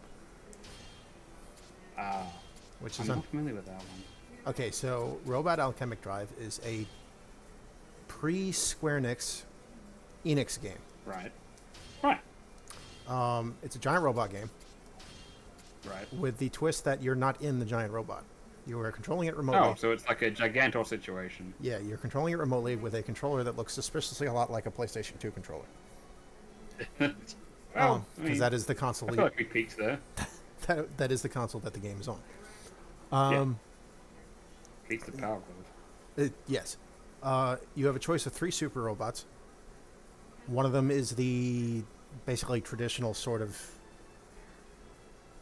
I don't know which one it is most, resembles visually. But your basic, the series protagonist super robot type of model. All like, right, you right. know, Golden R or fucking. What's that one everybody? What's that one everybody talks about with the hammer? Oh, fuck. Spacing on that. I haven't watched a lot of those shows, frankly. Yeah. It's called Vivell. Vertical But Fortress. you got Protag Kun. Yeah, you got the Protag robot, a Vertical Fortress Vivell, complete with Rocket Yeah. Punch. Yep. You got a more flying focused one that can actually turn into a jet. That's the one I used. Oh, yeah. Airborne Light, man. Airborne Dominator Lyle, and that is not spelled at all like it sounds. And then there was a tank one with a lot of like limited ammo gun weapons. I never seriously tried that one because I didn't like the idea of running out of ammo in this game. Because Lyle does not have that problem. It has strictly energy weapons. The tank one was called Galang the Castle Keep. Galang. Yeah, Galang. Vivell, Lyle, Alright. and Galang. And Fabulous. you were fighting invading alien robots called Volvagia, I believe. Now Not bad. the joke in basically there's something in the Universal Robot Alchemic Drive. There's something called nectar radiance, they call it in Right. space. That means that in this universe humans cannot survive in space at all.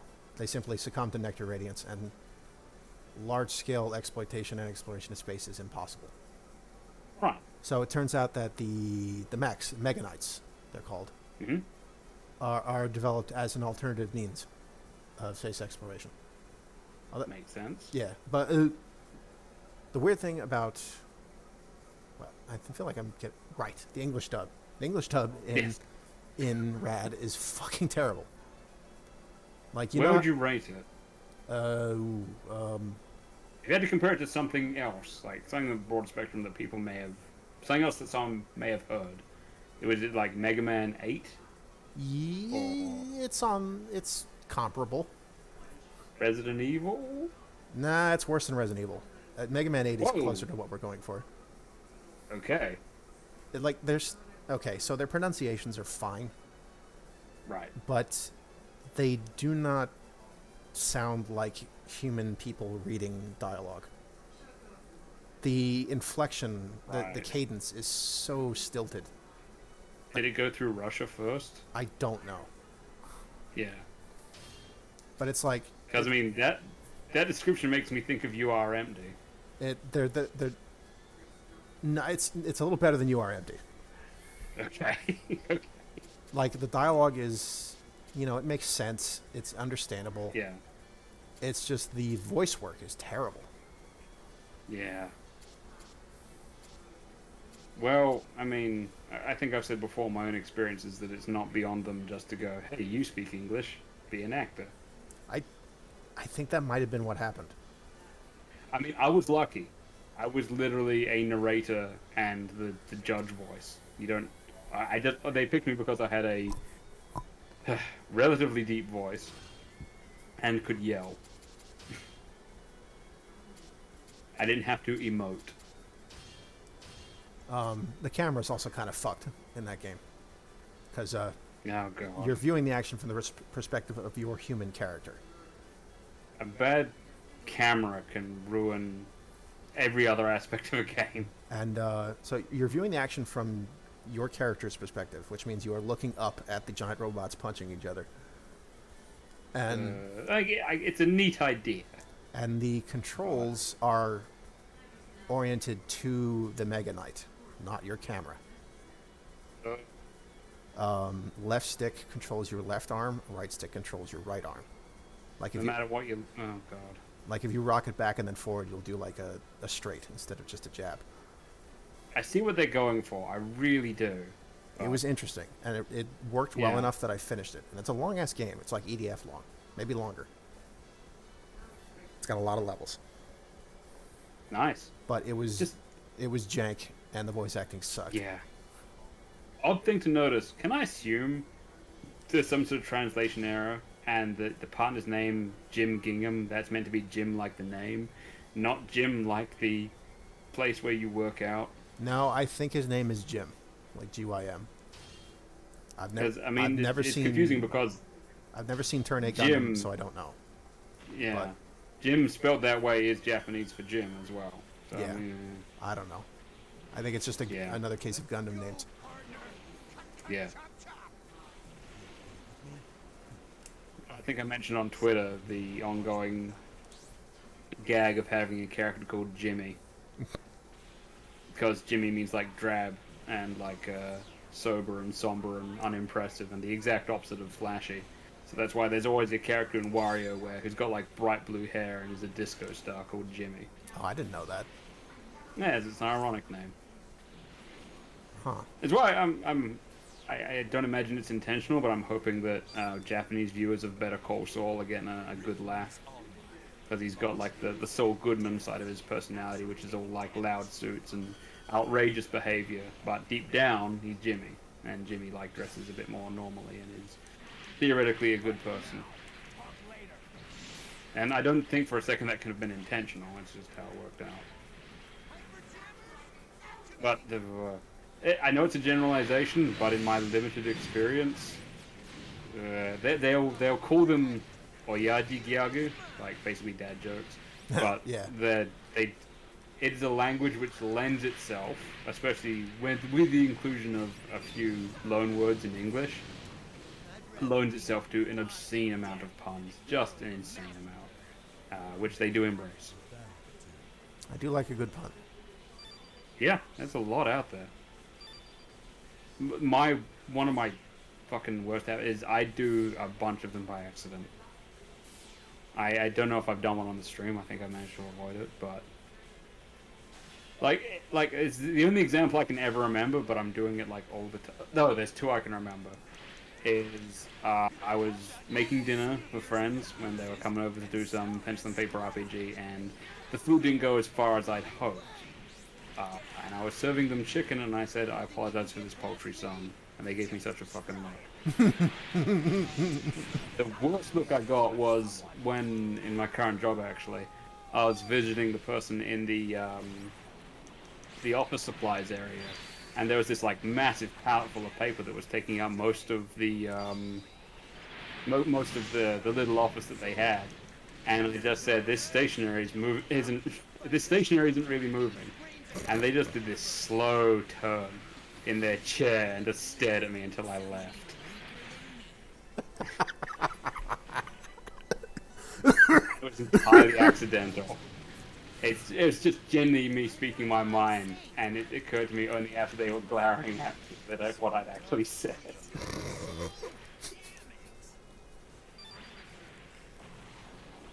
That's good. Mm. It's terrible, but it's good. Yes.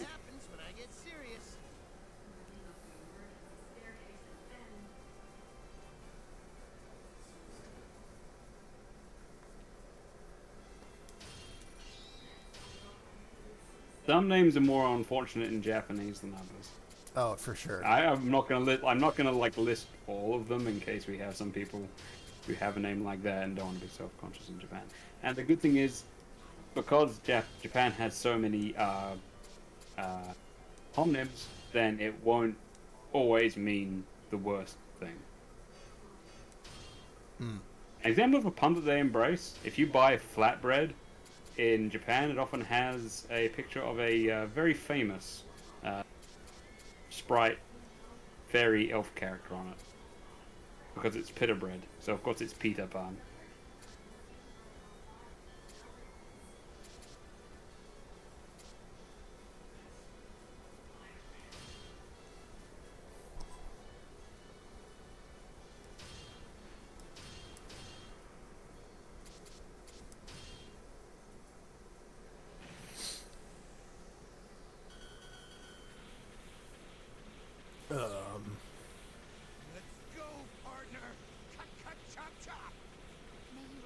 I did not expect you and Maxwell to sound like that.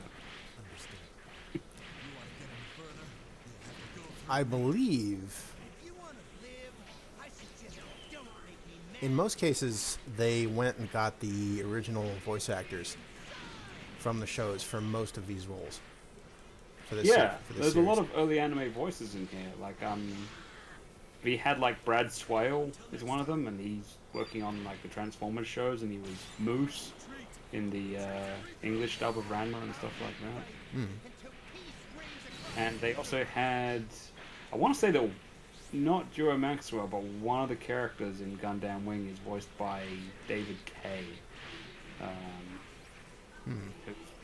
The privilege of being both Megatron and Optimus Prime, depending on the show. Oh, weird. Yeah, he was Beast Wars Megatron, he was Transformers Animated Prime, and he was pretty good at both. But he was also, he was in a lot of early anime as well, because he was Son Nintendo from Ranma as well. There's a lot of people in Ranma, turns out, who would go on to appear in other things, including Reboot. Oh, huh. Yeah. And I think eventually the Dawn of War games. There's this big sort of swathe of Canadian voice actors that shaped our youths. Weird. Yeah, including the Dobson brothers.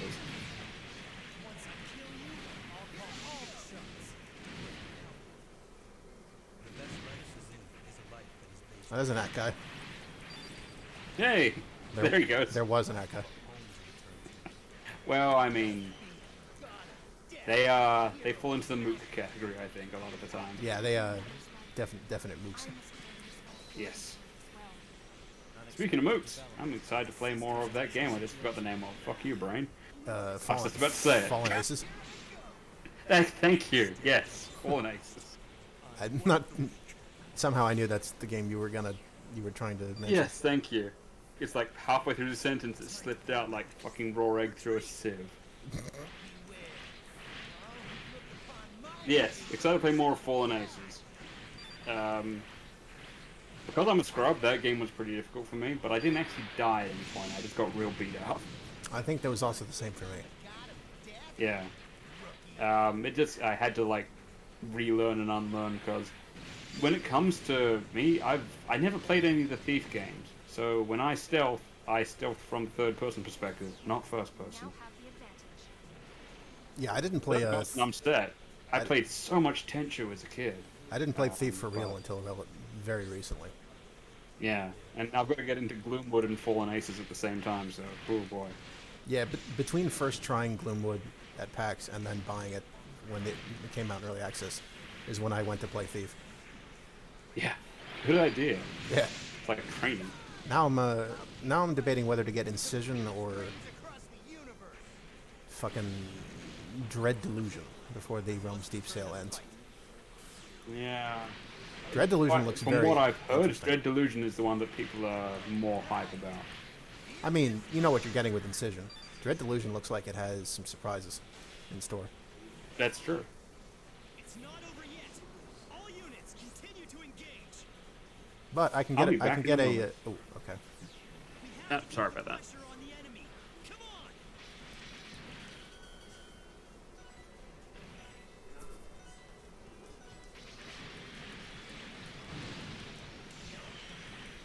Mission acknowledged. Launching. Until next time. Retreat and regroup. I'd rather be God of death than a hero of a mountain. Here I go.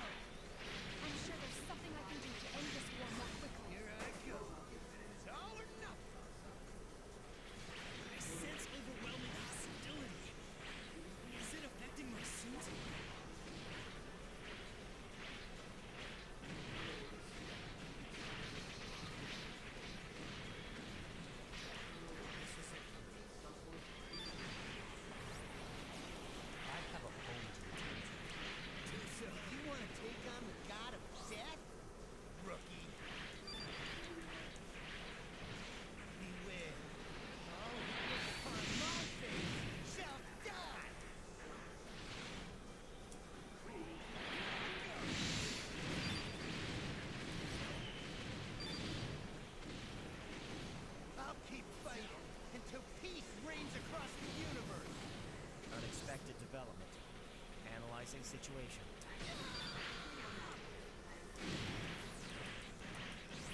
The attack on the enemy stronghold has begun. I hope this operation proves to be the best.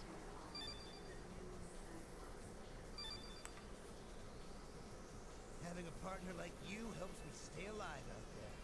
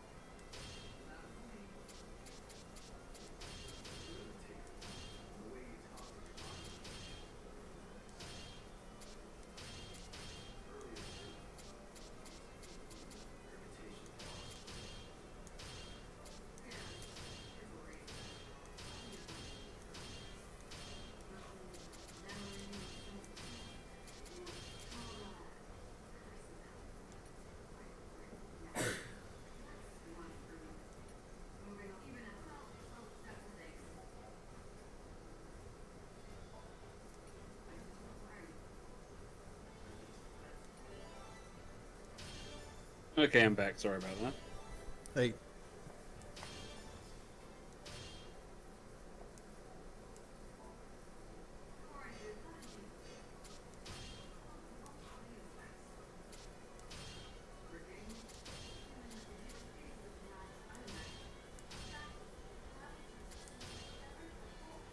Here's the thing. Do you unlock missions where you get to play as a Zaku as well, or are you just always playing as the good guys? so initially, each pilot is restricted to a specific suit, Yes. and after you've leveled them up a bunch, you can a license then becomes available from the shop that unlocks the suit for everybody's use. You could just Oh, that's cool. you could just play anybody and play a Zaku, and in fact, there are specific series of like endgame challenge missions where you're forced to use the production line suits, Ah. and you can't use any of the fancy schmancy Gundams. It's like I respect those moments in games, and ultimately I do enjoy them, but I never look forward to them. No, that sucks, Rex. Yeah, agreed. Rex deserves better. That's just across the board. No, I don't doubt it. Although he eats like a king. Good for him. He cooks like a goddamn palico. Damn. All right. Yeah, I have incredibly selfish reasons for wanting to catch up with Rex someday. I want to eat whatever he's cooking. 2-0 Maxwell. Launching. Now, this is weird. If I'm understanding this correctly. Typically, for these missions, you have to do where you max out the friendship meteor with a given character. You play as them specifically, and their specific suit. It looks like the one for Jim. Okay. It looks like the one for Jim Jingham requires you to fight him. Huh. Which, Well, maybe that's how some friendships are forged. if I understand the character correctly, that may be his whole shtick. Yeah. One of those obsessed with strength to the exclusion of all else type of characters. The Grey Fox. Although I think Grey Fox was eventually just a traitor as well. But he started off being strength obsessed. Yeah. I think in the end, if my understanding is correct, Grey Fox was a little more sympathetic than this guy. Yes. Again, I haven't seen Turn Grey A, Fox, which, but in case I forgot to mention it, and I apologize if I've said it already, was also voiced by the same person who voiced Random Pageo in Japanese. oh, I feel like you did say that, but I probably forgot. Yeah. It's one of these things where I've been going over old episodes, and I think I must keep missing that bit. The only thing that concerns me is protecting my family honor. He looks a bit like Brian May from Queen. Behold the fate of a soldier. Oh, Jim Jingham does? Should have a lot more Yeah. drop the top of it. Here I go. Let's settle things here and now. Out of my way. Gato. Doesn't that just mean cat? Yeah. Maybe the Japanese thought it sounded cooler than that. I mean, it's not uncool. I have a character called Gato myself, but it didn't occur to me that it was another language for cat because it's literally just me rearranging the letters of goat because he's a goat man. Oh, So, oops. is that the one abhuman in the edges? Yeah. It's Yeah. the one that because I was doing all the Seekers in Boon Quest, he's the Thundercracker one. Ah.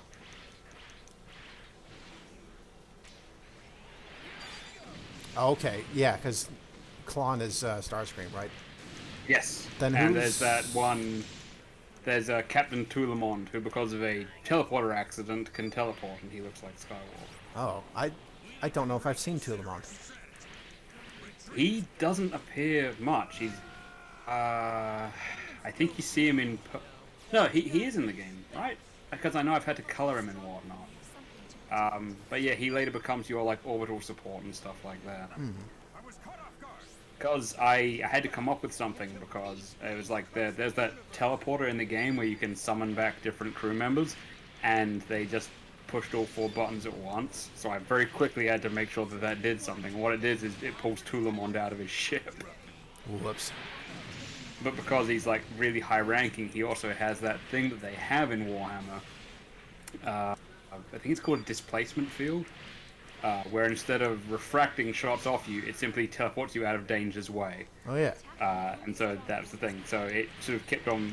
Theoretically, it would keep on beaming him around, which it might have done in game. That's Like, actually I think he gets shot at one point, and then he appears somewhere else. that's a thing you can use in Helldivers actually.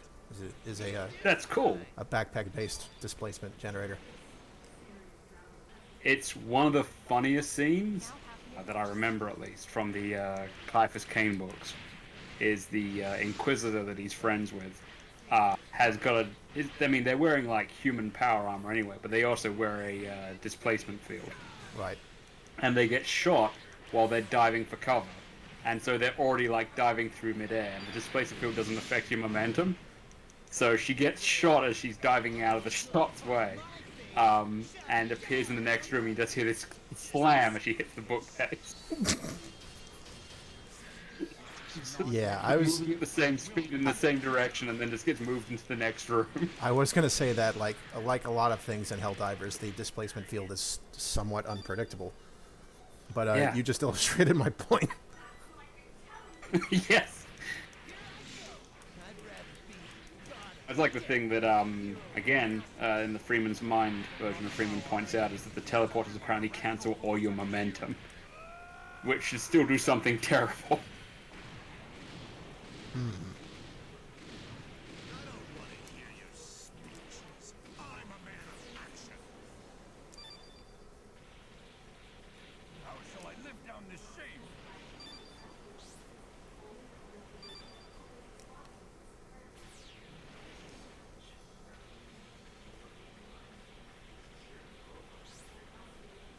Finished your little... Bond's name would make so little sense. Like, it has no real reflection on her character.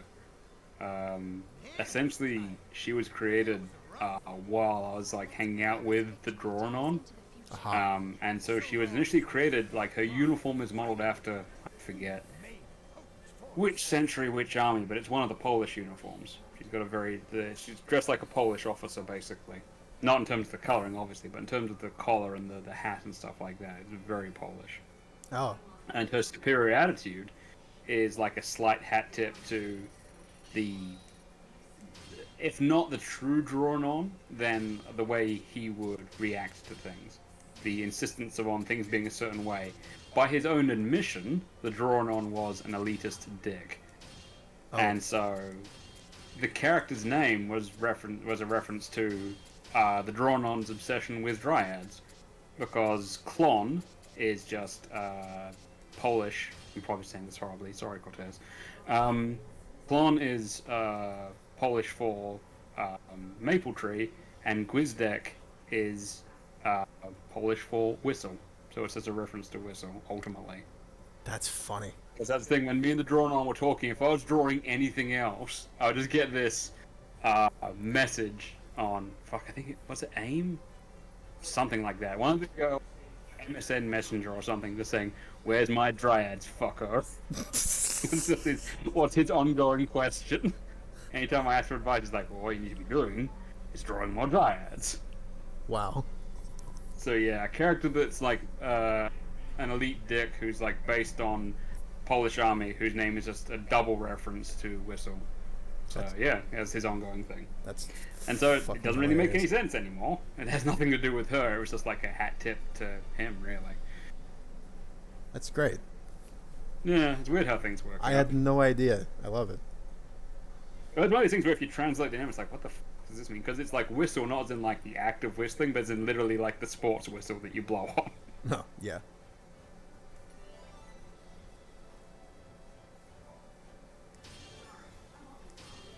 And Drawn pointed out to me at the time that the name Klon doesn't really work in Polish naming conventions. It would be Klona. It's because it's a girl's name. But I don't really care. She's not actually Polish, she's space Polish. I like Klona. That sounds nice.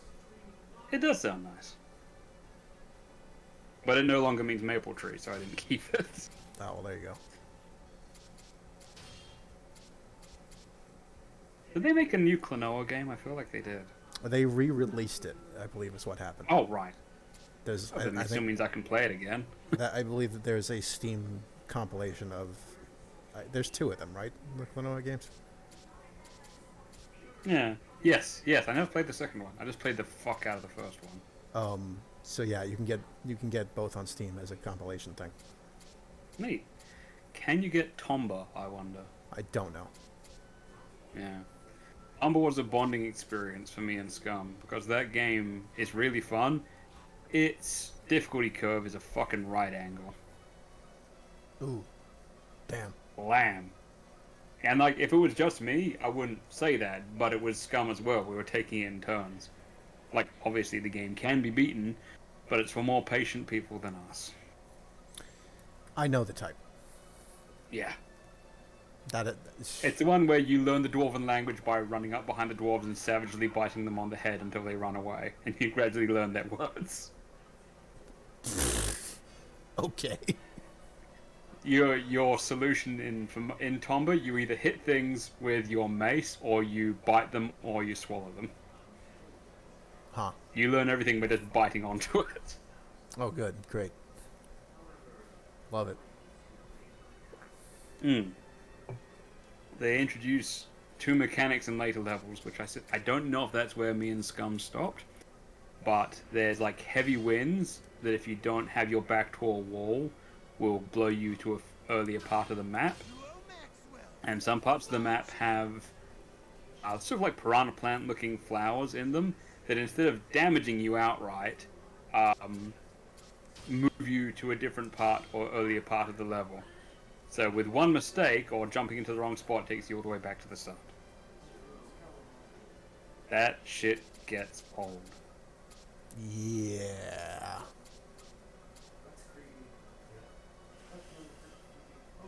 I think that's where we stopped.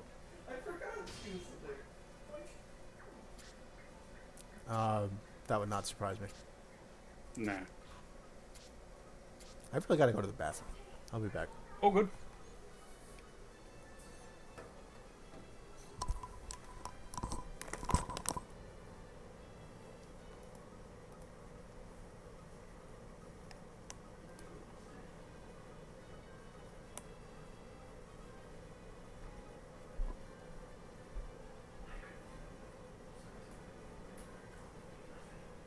We're very lucky to have gone to do this Let's Play. I admire the captain both as an artist and as a font of information, and I'm very glad to have gone to do this. I've had to say this while they're away so they can just hear this later, because I'm not good at saying such things to people in person.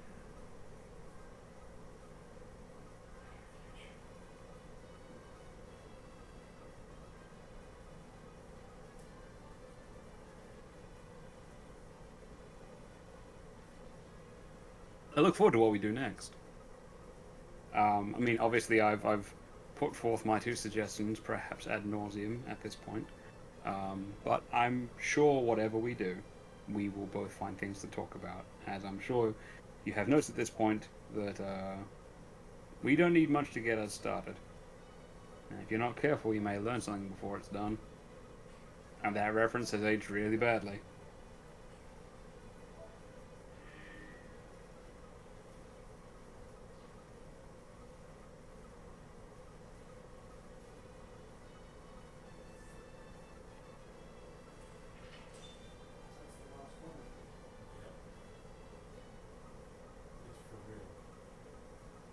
What can a poor boy do, working for the likes of me and you? What more can a poor boy say? But I could use your help in any way.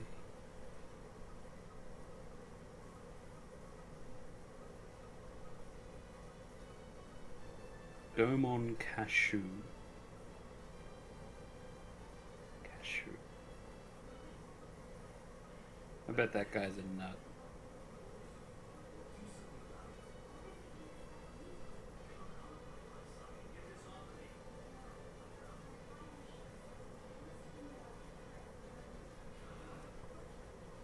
Let's see. Snatcher.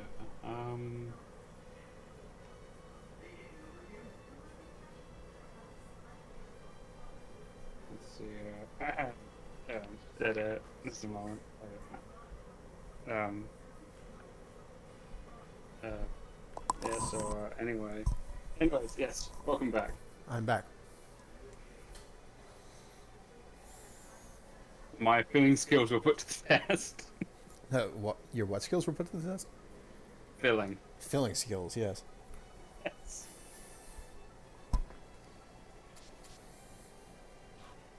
Duo Maxwell. Launching.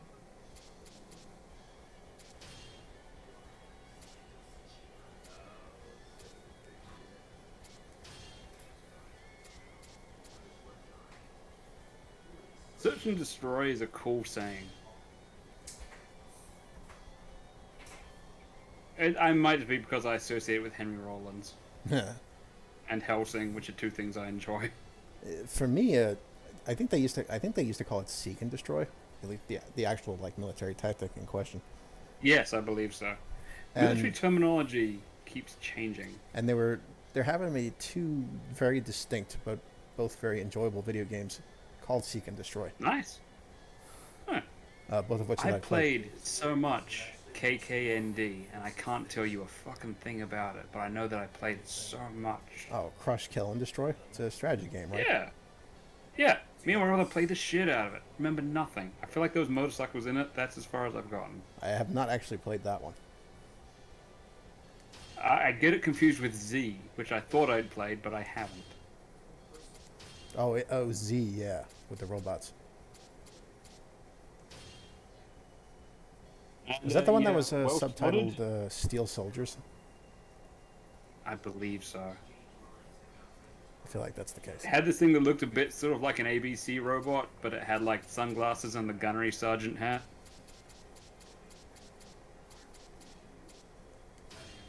Yeah. And Yeah. for what I it's remember worth, seeing Rex. I remember seeing print ads for it. Yeah. It got advertised all shit, but I never actually played that one.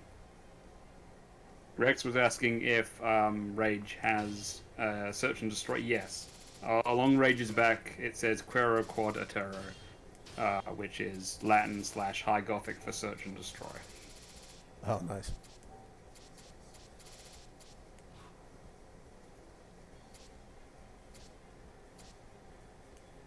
Bit of a reoccurring phrase, really, because I mean, one of the songs I use. It's weird because they're not really my character so much at this point, but like for Joey Donuts, the player character in Trust the Goblin, one of the songs I use is Search and Destroy by Iggy Pop. Go, partner. Cut, chop, chop. First team, ready your spears. Second team, ready your shields.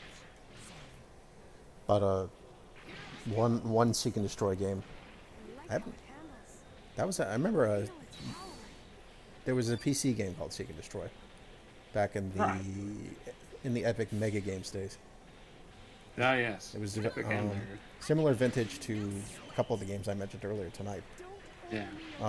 That one I actually owned. I had a CD. Of course, I owned Havoc and Storm, but there were a lot of games. I also owned Interstate 76. there were as many, if not more, games that I only played demos for at the time. Demos was such a thing. Funnily enough, I did not actually own Doom ever until I Really? bought the id Super Pack in 2011. I had Hey, better late than never. Hey, I mean, I played the whole thing much before that course. as a Yeah. torrent or whatever. But I didn't own it until later. But I owned Seek and Destroy, and that was a top-down helicopter and tank action game Sounds great. I got a lot of time for those. developed by it was a little bit like, I guess it was a little more primitive version of the Strike games. Yes. I had Nuclear Strike on N64. It's the only one of those I had, actually. That one had a black cartridge. That's pretty metal. Yeah. I remember my mom was so upset. She looked at this game called, fucking Nuclear Strike with an attack helicopter in front of an explosion. And she was like, how the hell is this rated E? She was so upset. She was so upset, and she had no reason not to buy me the game because it was rated E. Yeah. Well, that thing, it's that sort of Godzilla style violence, as they say, where the buildings get smashed and whatnot, but there's no real blood. Yeah. But there was another totally different game called Seek and Destroy on PlayStation 2. Really? I didn't get that one either. Yeah, because that game, which we know as Seek and Destroy, which has a very rah-rah American cover art with Abrams flying an American flag and all this, has nothing to do with the actual game, actually, because Oh, okay. almost nothing. It does involve tanks, but Yes. what that game actually is the American localization of Shin Combat Chorokyu. Oh, fuck, that I've heard of. Yes, it's one of the Chorokyu games. Oh. So it's an action RPG about sentient, super deformed talking tanks I'm down. with hub towns and mini games and branching story paths. Cool. Yeah, it's nuts. And you would never know what it was by looking at the American cover art. Yeah, which game is that? The Phalanx Effect. Yeah, I know what you're talking about. It's like a space shooter, but it's like a do guy it- playing a banjo like on the what- front what is cover. it? We only got the States only got a couple of the Chorokyu games. Yeah. Chorokyu, it's I don't know exactly how big it is, but We did get the The- toys, penny racers, we called them. yeah, the morning television program I'd watch before work while I was in Japan. There was a show. Well, that's the thing. It was a variety show. Oh. It didn't really like play cartoons or whatever. It was sort of like my Japanese was not good enough, but it was like daytime thing, but like I think before school, because it was almost always talking about new toys. So like if there was a Sentai show that was themed around like mobile phones or whatever, they'd be showing you like that sort of thing. They had like a lot of Chorokyu stuff in the show, and they'd always be like a kid talking to the host. And the host, I thought, this guy is like really charismatic. He's got a great voice, and everyone just called him Yama-chan. So it'd be like Yama-chan would talk about what's going on with toys and like upcoming like kid-friendly anime and stuff like that. He was just like this host of, hey kids, before school, here's some cool stuff that's out there, and there'd always be like a kid on the show talking to him. That Like sounds I remember pretty there's cool. this toy where it's like a pack of cards, sort of thing, but it's all just like flat sections of a toy car, and you line up all the cards and you press them together to make different cards. It was kind of a cool idea. Found out well after the fact that Yama-chan was actually Koichi Yamadera, one of the Oh. biggest voice actors of all time. So that's like Hell, I know that name. Ryoga from Ranma and like Spike Spiegel and stuff like that. He's Yeah, fucking everything. even I know that name. Yeah. Koichi Yamadera, like, he's like top 10, top 20 of just like, he had like a quiet-ish period for a bit, but he's just everywhere now. Is he like? And well deserved. I mean, I'm not just asking this because of the Spike Spiegel role, but is he like the Japanese Steve Bloom or what? A little bit. A little bit. He's got just insane versatility and can.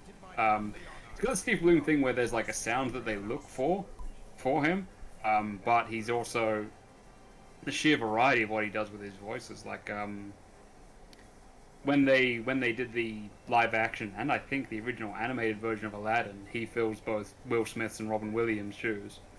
For my mind, he doesn't do a better job than Robin Williams, but he does do a better job than Will Smith at A Friend Like Me.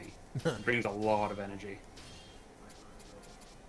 He does a lot of Disney dubbing roles as well as anime. Did you have his rendition of Friend Like Me on your I did. playlist? Yes. Yeah. Sounds familiar. That's Spike. That's funny. And yeah, he like shows up. I think he's like the voice of Lugia from Pokemon and stuff like that. He just shows up wherever. Yeah, it's one of He's those. one of those ones that anytime I try to remember what he's done, my brain fucking freezes up and it just says like, oh yeah, he's Ryoga, he's Spike, and then I forget everything else. I mean, even though he's in fucking everything. I mean, yeah, not everybody's a human encyclopedia or anything. I mean, like, when I have to remember Steve Blum, my first thought goes to fucking Vampire the Masquerade Bloodlines, and he's done a lot more than that. I mean, I go to Battlezone. You know what Yeah, you fair know. enough. You know what you know. And then my next step is I think I actually go to Mass Effect. See, it's weird, right? He does all this stuff, and I'm just going, To be fair, Mass Effect Yeah, is try like to remember. Mass Effect is one of those like wells of voice actors because of what kind of game It is. Yes, including hours of Neil Ross if you're willing to look for it. So I'm very happy with that. How much I know what he said. Yeah, you told me he was the voice of the Codex guy, right? Yeah, he's the Codex voice, so you can get spoken to sleep by Neil Ross. Again, like when we were talking about like if you have to go like favorite answers, if I had to say my favorite English voice actor, I don't have one, but the answer I would give would be Neil Ross, just because of how much of my life he's been a part of at this point. He's in my favorite Metal Gear game. You know, he's a bunch of Transformers. You know, what do you do?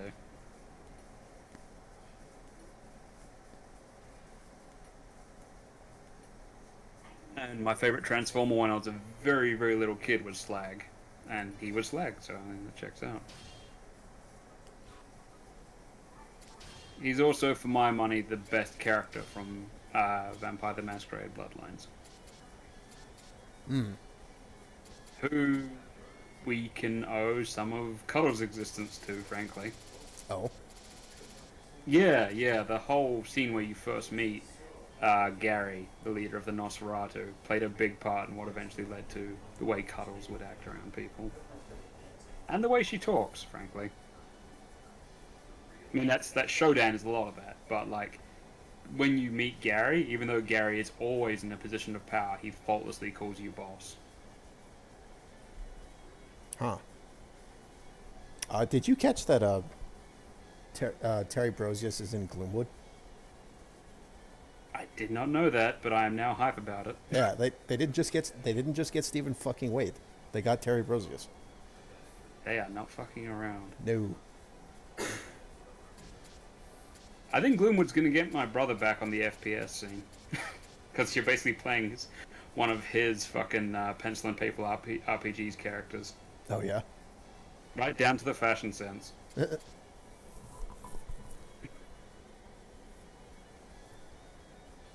I can only hope that I sound anywhere near Stephen Waite when I'm older. Wouldn't that be great? Yeah. Like, I think there's a real possibility of that. I honestly do. My hope is that once I'm older, I'll sound like... Because I think everyone who's, like, loves voice acting or has to record or has done some acting has, like, goals. In my case, I would settle for sounding like Matt Berry or John Vernon by the time I'm older.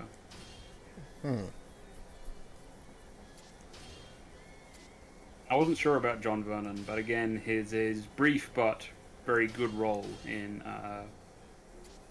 Heavy Metal stuck with me. Now, who is he in Heavy Metal? He's the prosecutor.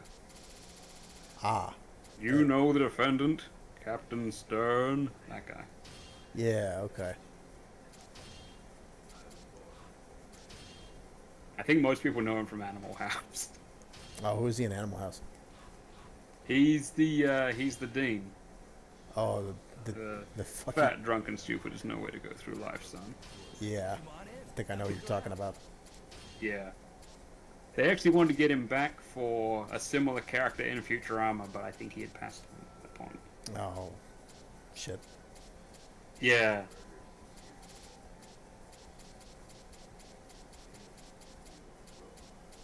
I mean, if I was going like absolutely the outlandish, where I want my voice to end up, I would say, oh, I want to sound like Tom Baker or Tony J, but even my imagination only goes so far. I don't think anyone sounds like Tony J, not even a good impersonator.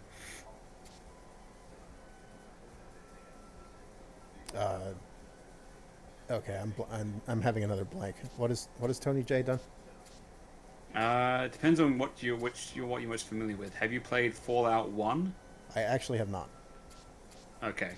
Have you watched Reboot? Bits and pieces. Okay. Have you seen The Hunchback of Notre Dame? Yes. Okay, he's Frollo. Okay, got it. Definitely got it. Yeah.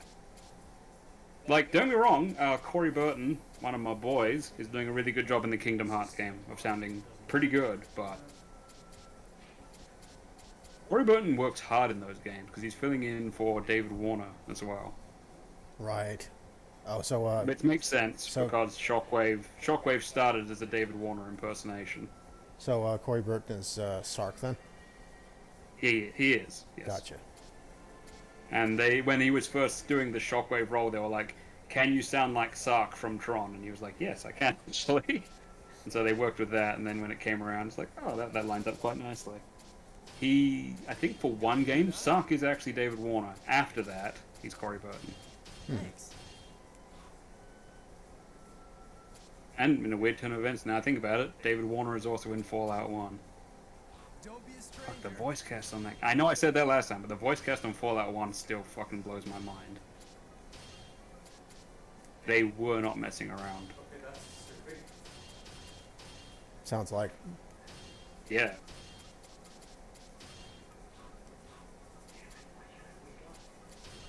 Oh, hello there.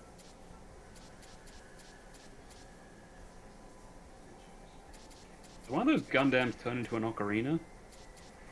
Oh, you mean this one? Yes. I don't think so. Right. I guess they don't really transform much. Not a lot of them, no. No. There's a couple that do. I forget which. Because I know they use it as one of their attacks in this game. Can you play as the Tequila Gundam in this? No, Okay. G Gundam doesn't get a lot of representation. There's basically No, I thought it might not. there's Master Asia and his Master Gundam. Right, right. There's dumb one in I guess the God Gundam, if not Burning. Yes. And like Schwartz is in it, but I don't even know if he has Spiegel Gundam. Yeah.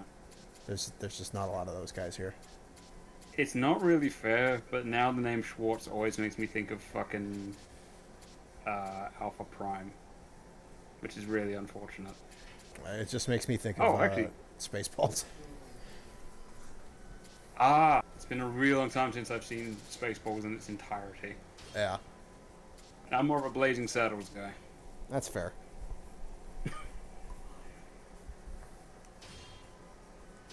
It's, yeah, again, amongst my family, it's alarming how much of our day-to-day dialogue is just fucking Mel Brooks films.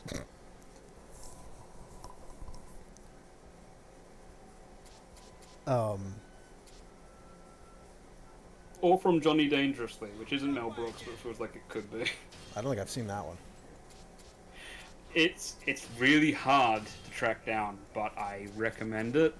It's a gangster film where the mob boss is Peter Boyle and his shining new star gangster Johnny Dangerously, who's only getting into it to look after his sick mother. It's played by Michael Keaton. Oh. Yeah. And there's this like other violent gangster who's Joe Piscopo, and Johnny Dangerously's law-abiding brother is I think it's Griffin Dunn, who is the guy who gets mauled and then follows the main character around from American Wealth in London. And Dom DeLuise shows up as the Pope. It's got sort of a... Well, that's the thing. Johnny Dangerously's walking through his neighborhood, and everyone's like, "Hey, it's Johnny Dangerously, the famous gangster." And Johnny's like, gets everyone on the entire street to quieten down and gather around him. And people like come out of their windows and like slide down drain pipes to talk to him. He's like, "Now, would you remember what I told you? When I'm in the old neighborhood," and everyone says at once, sort of like, "You're not Johnny Dangerously the gangster. You're Johnny Dangerously the law-abiding citizen." And this voice from off camera goes, "Yeah, and I'm the Pope." It turns around, and the Pope is there as Dom DeLuise. And he's like, "Oh, Your Holiness, good to see you." Wow, I love And it. the Pope gets in on it and accepts a bunch of bribes to agree that Johnny Dangerously is a good person. Holy It's shit. a very, very silly film. It sounds like it. Like I said, it feels like Mel Brooks or Zucker Brothers, and I'm not sure it's either. It sounds like Top Secret. It's sort of like the gangster film version of Top Secret, or what Top Secret is to Elvis movies and war films. It is to like gangster films. I love it. I gotta watch that. Yeah, if you can track it down, it's not as funny as Top Secret, I will say. Okay. It's got some slower moments, but it also, it's definitely worth a look. And I mean, Michael Keaton, he sells. I don't think I've seen him phone in a performance. I haven't seen everything he's done, but he tends to be pretty entertaining. I do really like Michael Keaton. Yes. Always wonder why he wasn't in more stuff. Well, that's the thing. I think he's one of these actors that, like, he just does what he sort of feels like, so not everything he does gets, into the, blockbuster cinema thing, but he's like, stays busy. Like Peter Weller did. I mean, Peter Weller took some time off because he just became, like, an arts teacher, which, how much would that roll?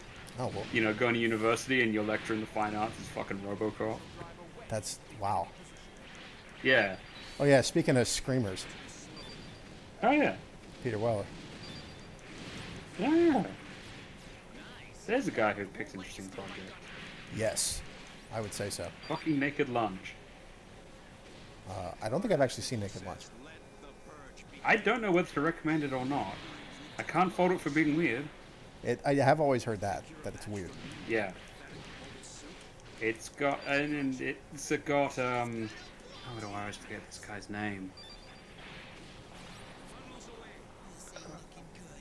It's just right out of my head.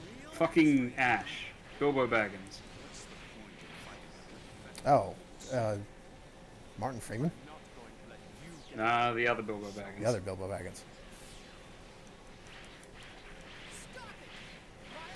Who was the other Bilbo Baggins? You mean the one from the Yeah. Rankin Bass one? No. I mean, like, the old grown-up Bilbo Baggins. Oh. Yes, Ash. Alien Ash. Yeah. This This is killing me. fuck. He just passed away, right? Like this year? Yeah, well, I mean, I think he was a 2016 casualty. Oh, fuck. Yeah.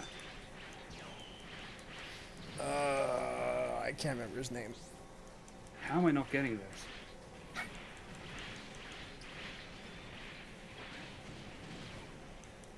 Like, if my family watches this later, they're gonna be screaming at this part. Just, I need to look it up before I fucking...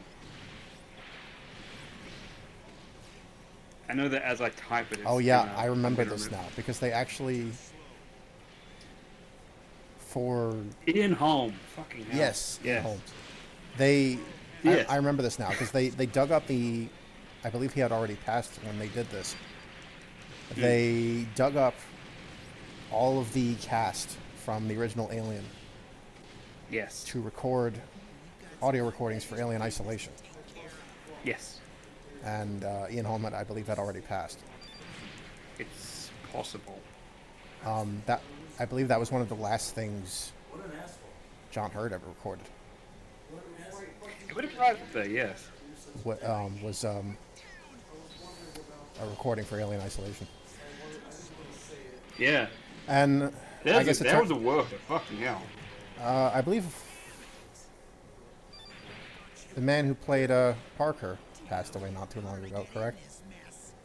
Yes, Yaphet Kotto. Yeah, Yaphet Kotto. Oh, actually, Ian Holm died in 2020, so he might have managed to just barely do his recordings. Oh, maybe. So I think Alien Isolation was a couple of years old now. Yeah, no, I feel like Alien Isolation might have been 2017 or something.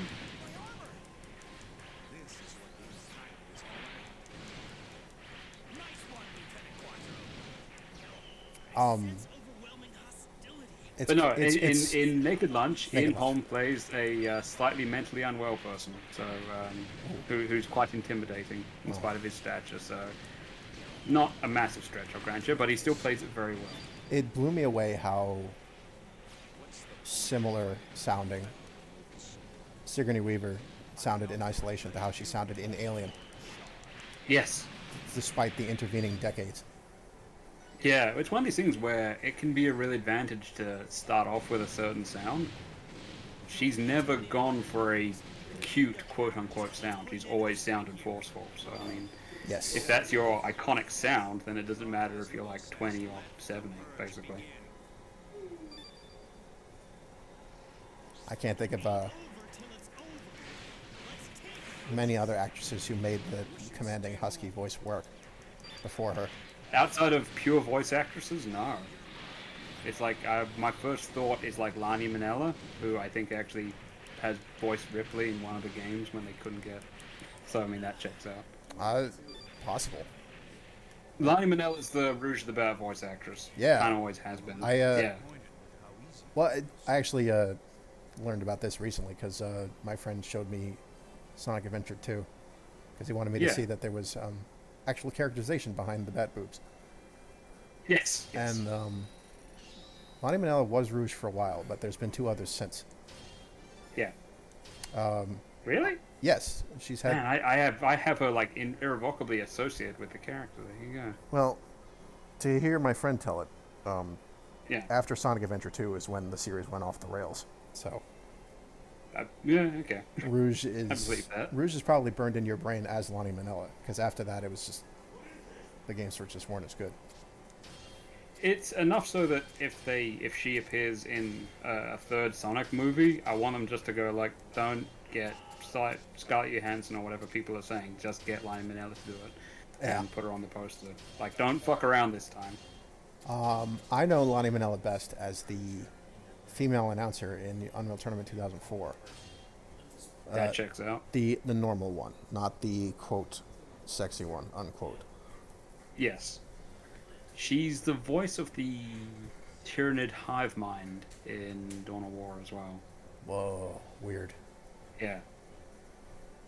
Let me know is one of the ongoing points I make about why voice acting is quite so great.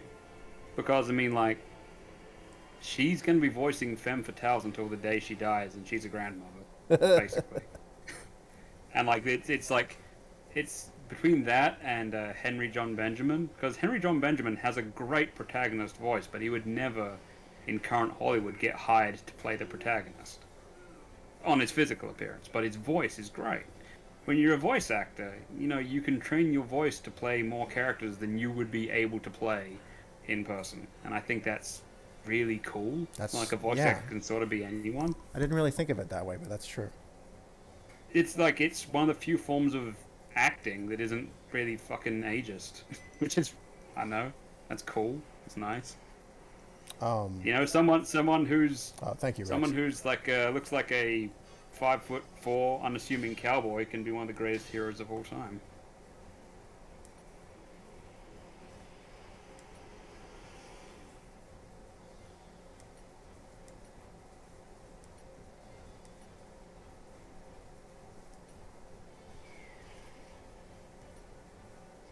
I will say, it is super weird hearing Optimus Prime's voice come out of Peter Cullen. Is it? Yes. He looks like the sweetest little old man. Oh, you know, yeah. Yeah, it's true. And then, like, don't get me wrong, he's getting bass boosted a little, but a lot of that power just comes out of him. It's like, "Bruh." When he's Carr on Knight Rider, the Karr. Yeah. That's, I mean, they put a little bit of a twinge on it because he's a Carr, but that's just Peter Cullen. That is just what he sounds like. Yeah. I mean, he's got the Steve Blum thing where he can do way more than gets asked of him, because people seek him for a certain sound now.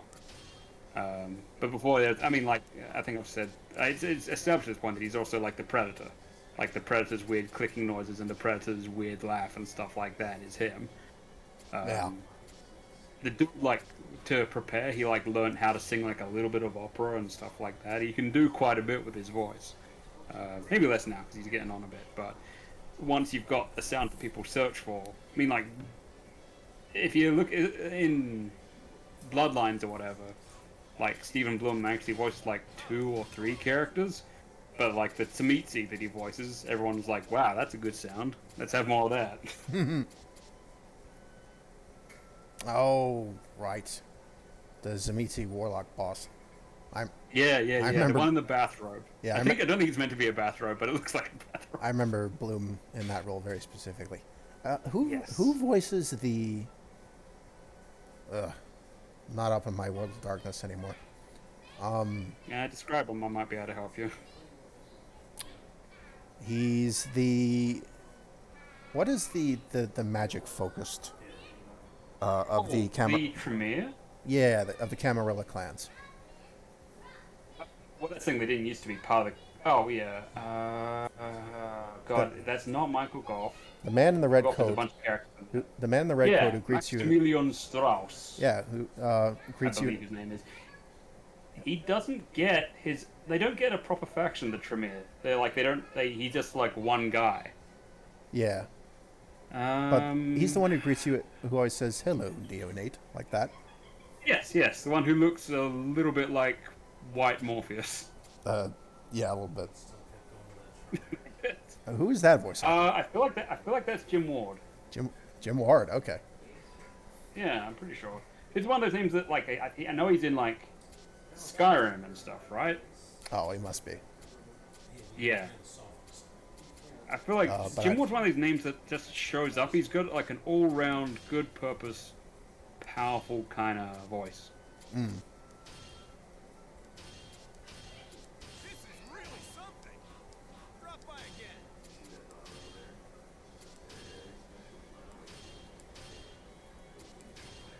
Yep, I've just confirmed it was Jim Ward. He was in Fairly Odd Parents. He was Stoker Van Rotten from Biker Mice from Mars. Stoker. Yeah. I love Stoker. Dude, Biker Mice looks like the stupidest shit from the outside. It's not. I watched it so much. I had the action figures and whatnot. Oh man, I didn't have any of the toys. I didn't get into it until very. I had one of Vinny. Vinny was my favorite. Hey, yeah, that's fair. Vinny's kind of memorable. Yeah. I really like. I think I like Throttle the best. Yeah. Throttle was cool. But really, I really. There were no duds because Moto was cool too. Yeah, Moto's cool. But really, my favorite was Carbine, and she really didn't appear that much in the original show. No, that's true. I was happy that they gave her like a more prominent role in the revival series.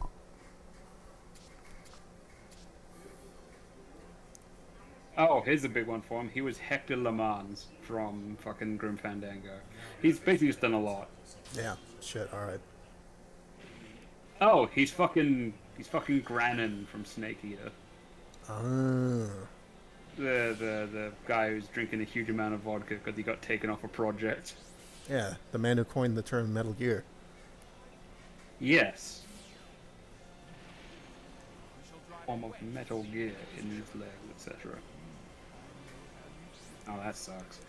Jim Ward is currently retired from voice acting due to complications from COVID-19 and Alzheimer's. Fuck. That's a fucking bummer. But hey, he got an Emmy for Biker Mice on Mars, which is pretty cool. Did he really? I didn't know they gave Emmys for Biker Mice on Mars. That's good. How about that shit? Outstanding performer in an animated program, Biker Mice on Mars. You know, good for him. That's awesome. Yeah. I didn't know anybody got any awards for Biker Mice. No, that honestly threw me a really good curveball. I didn't know. I would know if predicted. I mean, I like Biker Mice from Mars. Did not expect for a second it won any daytime Emmys. It was executive produced by Stan Lee. There you go. Wait, who? Stanley produced what? He was the executive producer on Biker Mice from What? From Mars. I did not know Yeah. that. That's weird. That's crazy.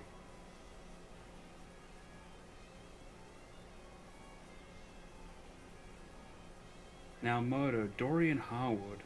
I know he's come up in other things. Yeah, Dorian Harewood.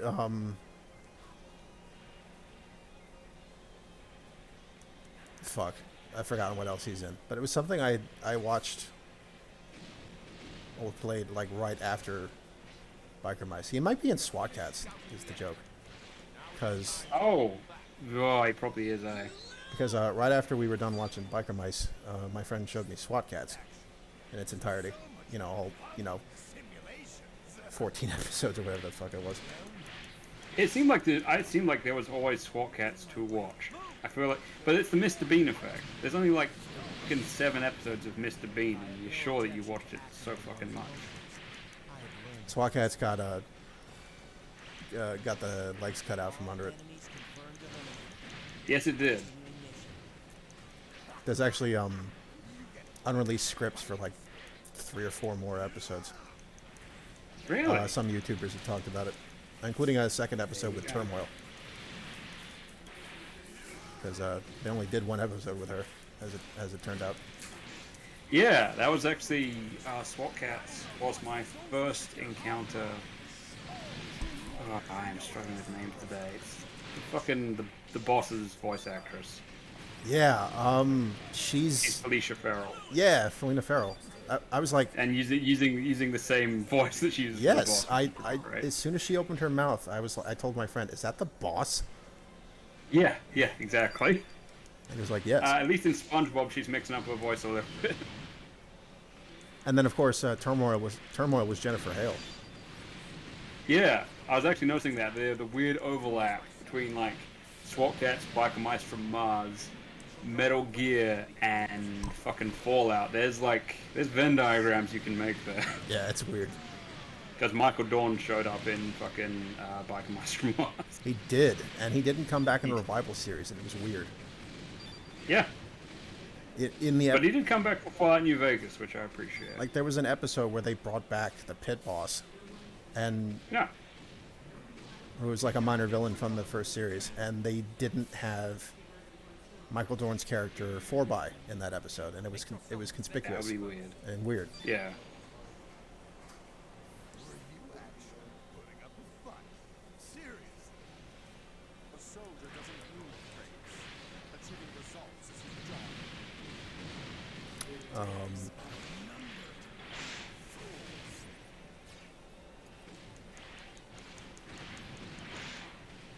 You come to think of it, I recognized right away that in the show Steven Universe,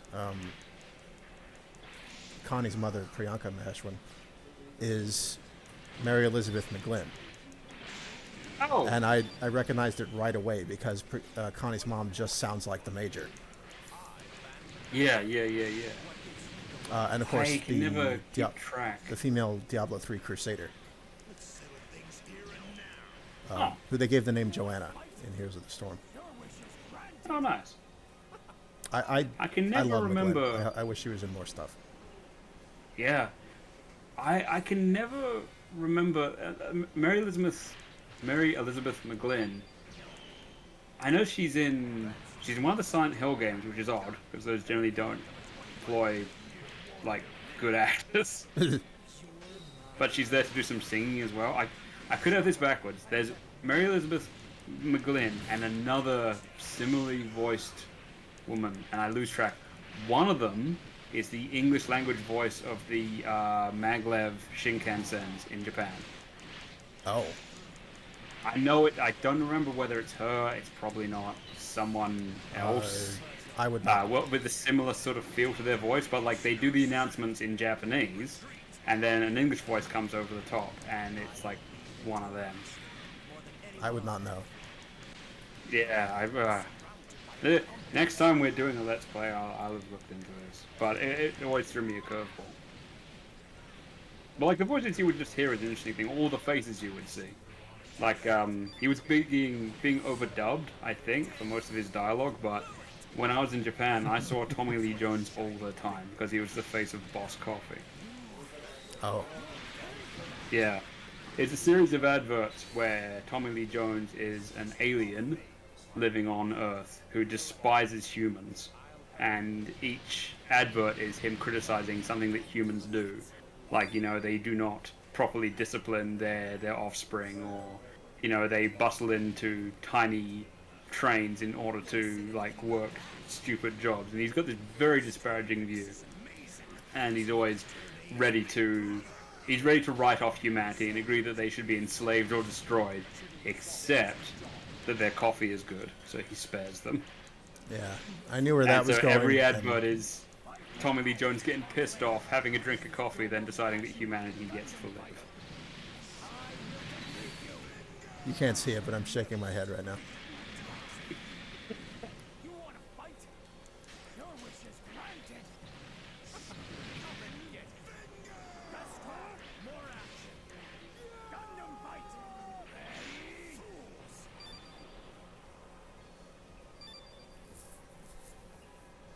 I'll trample fools who know nothing of the dark history into the ground.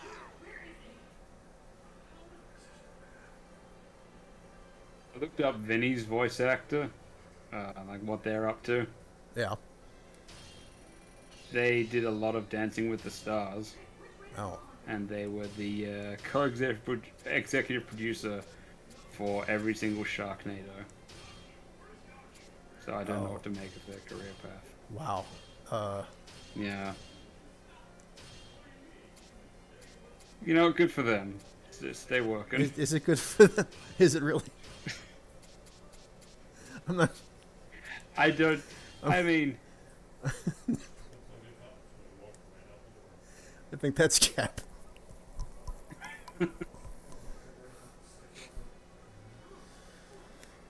he appears in a lot of like Celebrity Apprentice and Dancing with the Stars thing, but I mean, no offense meant to the man. I do not think of Ian Ziering as being a household name. Oh, apparently he was in Beverly Hills 90210. That explains it. Never mind. Rip. He was in that show for 10 years, so yes, that makes a lot more sense. Yeah. Don't get me wrong, I don't have my finger on the pulse. In the occasional times I've been like in a doctor's waiting room and it's been like Dancing with the Stars, every person they've had on that show I've been like, fucking who, when they appear. But like, my idea of Dancing with the Stars would be a bunch of voice actors anyway, so. They're my heroes. Has anybody done a show like that with voice actors? Not directly. There have been little game shows over the time where you have to. I don't know how official they've been, but you had to sort of like guess the voice actor or something. The best example I saw was there was a game show in the 50s or 60s. It was in black and white, where it was like I think it was called like "What's My Sign" or whatever, and you had to like guess who someone was based on like little clues they would give and whatnot. And there was an episode where they had there was the show at various times they had Mel Blanc on one episode, and they had Artie Stang, the voice of Top Cat, on another. Top Cat and a bunch of other characters, I should say, and people had to figure out who they were based on little hints here and there. Huh. It wasn't a voice actor every time. They just did it a couple of times, which was still cool for the time because, like, within my lifetime, like, right up until the early 2000s, people were still routinely shitting on voice acting compared to real acting. I'm glad we're getting away from that. Fuck that noise. Yeah, exactly. Even fucking Wizard Magazine, they had like a little comic that was making fun of Mark Hamill for only doing voice acting, and I hope they're fucking ashamed of themselves. Yeah, eat shit. Yeah, exactly. Fucking Wizard is meant to be a magazine for nerds. But hey, how silly must they look now? Because, I mean, he's only known for like a few roles here and there, but in the roles that he does, Mark Hamill is absolute fucking king shit, so what do you do? Yeah.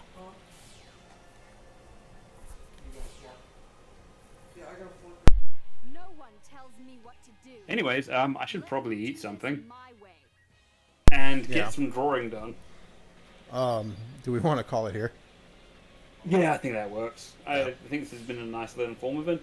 I think it's good that we just had a bit of a wind down afterwards. Snatcher is something you got to get out of your system. They won't get away. Attack. Good. I feel like we were in a foxhole together. I guess, in a way. Aside from the slight irritation in my arm from that super Insector segment, I wasn't particularly stressed out. I found that game fascinating, frankly. Yes, yes. It is an experience. I haven't played that many visual novels, but that one was probably my favorite so far. If we can even call that a I'd visual say- novel. I think it still qualifies. It's hard to pin down, but it's a little bit point and click. It's got some light gun sections. It was If I was trying to talk it up for its promo material, I'd call it genre defining. it definitely tried to like blush genres a little bit, and I appreciate that. Yeah, it's an immersive sim. It's never. I mean, You know, because you can take a leap. that phrase is about as descriptive as anything else. So, sure. We were discussing that the other day. Yeah. Me and Scumwell were like, what is that? What does that mean? And I think I've discussed it with you as well, as it's become sort of a meaningless phrase. It's just.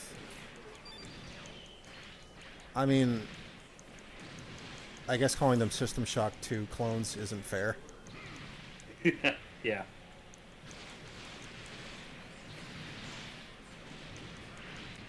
But I mean, there's still the issue of nobody who doesn't play immersive sims will know what the fuck you're talking about. Sure. So it could use a little workshopping, methinks. Yes. Yes. Let's see if we can get this pinned down a little bit. But I mean, how long were we saying Doom clones? Like into the 2000s, people were still saying that. I didn't know it was that long. No, I mean, don't get me wrong. I mean, not a lot of people, but it got to the stage where I have vivid memories of seeing a news report on Australian TV, which I mean, admittedly, like old media is fucking hopeless, especially in this country, frankly. Yeah, so I've heard. But it was talking about like violent video games in 2002, and it was using footage from fucking Doom 2. That's funny. It is. I remember I was out of school when they were talking about like, oh, violent video games. Is this affecting our youth? And they were literally using footage from fucking 1992. Sounds about right. Doesn't it just? Or, I guess this joke isn't really applicable here, but I sometimes hear somebody follow that up with sounds about white.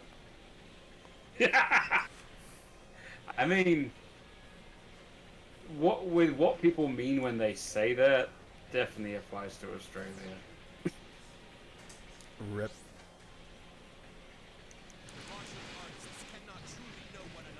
And it's I won't get into it too much, but I mean it's Murdoch's stomping ground. If anyone wants to adhere to fearful old media, it's going to be this country. I It's find happening some to the youth of today. I find some small amusement and pleasure in the fact that we are united in our distaste and ridicule for our parent nations. Yes. Oh, we'll see how that turns out. Suddenly, I mean, if it's been around your entire life, you don't really think anything of it. Then when you stop and see the changer, it's like, wait, this is ridiculous. Yeah. Yeah. A lot of what we take for granted does not hold up when subjected to the Belisarius maxim. Does that mean scrutiny? Yeah, don't examine this too closely. All right, like chicken nuggets. This is like chicken nuggets. I've heard about you. Let's see what you can Damn. Anyways, I'll catch you next time. Yeah. I'm off to draw probably goblin titties, and I mean, we will do this again. I have gained find the game. I have gained a new respect for Goblin Titty since interacting with you. Thank you, I appreciate that. I have a new appreciation for Mecha for what it's worth. It's funny because I'm really not the biggest mecha fan out there. see how well you fight. You might be the biggest one I know personally, but I It don't has know. very specific overlaps with PC gaming, and that's where you'll find me. Yes. If I was to suspect anyone I know, it might be Cortez. Again, between me not socializing much and me being a terrible listener, there's all this stuff I don't know about people that I've known for over a decade. I mean, So yeah, sometimes you got to ask, and yeah. then exactly. the person you ask has to be willing to divulge that information. There's a lot of hurdles. Yeah. Oh, speaking of that particular thing, I have brought Star to Scum's attention, and she does like the sound of it. I hope it works out. She was kind of hoping she could customize her character more, which admittedly is a sticking point for me as well, but we'll see how it goes. I think the gameplay will still be pretty good. I understand. I get where you're coming from, but Yeah. If the fixed character is grizzled former soldier turned bounty hunter, but it's a woman, I think. Yeah, I mean, I'm probably fine. I think I can live with that. Yes. Look, and even then, like, it all depends on how big of a deal that is in the game itself. Just to briefly touch on, like, because in Fallout 4, what got me, it wasn't just that, like, the character design was, like, much nicer looking than the previous Fallout games, obviously. I liked how you could make your character look. I think I made a Colton for that game. I can't remember which character I picked. Huh. But it was that I didn't get to, like, when it came to the dialogue, it felt more linear than ever. Like, in Fallout 3, to get, like, the main plot point, yeah, you do eventually have to find your dad, but, like, you don't have to like him. At no point do you have to, like, forgive your dad or necessarily even believe in his ideals. Whereas being offered a 4-branch dialogue tree where 3 branches don't matter and you have to say, I'm looking for my son, it's like, well, why'd you give me a character to design then if you just want me to play as a character? Not one that I have any influence over at all. That's how Fallout 4 felt to me. And, like, I realized you get more branching paths early on, but, like, the first, 5 hours of a game have to be the ones that win you over. And combat-wise, they did. In most other aspects, no. Yeah, I see what you mean. Yeah. I do think Fallout 4's combat holds up, though. Oh, God, yeah. No, I keep on going back to Fallout 4 and just playing it for a bit just to fucking fight. It's a good time. I used to do that with Saints Row 2. I would just Yes. I would just replay the activities. Yes, I frequently go back into Saints Row just to play insurance fraud. Because it's making me laugh. I do like insurance fraud. My favorite was actually trafficking. Because you're just kind of going around a car and shooting hordes of dudes. Yes. And they yes. kind of didn't bring that back after 3. Yeah, yeah. I feel like 2 and 3 is where we were really hitting our stride. Yeah, that was the sweet spot. I like 4. 2, especially in But- tone, because 2 had some really funny moments. Yeah. But it had some, like, fucking, oh shit. Yeah, Like, it did. A lot of the cruelty of humanity, the violence of the streets moments in 2. yeah. There's a lot of Fuck. there's a lot of tonal peaks and valleys in Saints Row 2. Yes, yes. Maybe. And they got the guy from The Nanny to do the English voice, which I think I've said before, but still, that was really cool. Yeah, I liked him. Yeah. I think I prefer. I mean, don't I get me think wrong. I prefer. I know that Nolan North is doing his damnedest, but it's not the same. Yeah, I think I preferred that guy to Robert Atkin Downs as the English boss. Oh, that's it. Yeah, Nolan North is just is like a bonus voice. He's just playing himself. Yes, that's right. Nolan North. Robin Atkin Downs is good though, and I like his recent Twitter activity. Very cool. What's he been doing on Twitter? Oh, it's kind of adorable. Like they're all sort of like old now, so they just look like a retired group going around. But Robin Atkin Downs, John Patrick Lowry, Ellen, forget her original name, but she's married to John Patrick Lowry, and Gary Schwartz are all going around using their character voices from Team Fortress. So you've got like the medic, the demo man / heavy, the sniper, and the announcer all just going around in a search for the sandwich. Wow. And it's kind of adorable. These people have been doing shit together for odd on 15, 16 years, just getting together and doing the town. And pretty much within an hour of the original footage and voices of them being recorded gets made, someone makes a source filmmaker video. The entire like subculture that has evolved around Team Fortress is absolutely fascinating. Somebody should write a dissertation about it. I think it would be worth reading, frankly. Yeah. I'm still watching. I watch Gmod videos to this day. Yes. It's impressive, honestly. Yeah. It's to me, I don't know enough about art, and I don't really have the words, but to me, it's sort of like sort of a form of modern claymation, almost. Like it's a medium in of itself.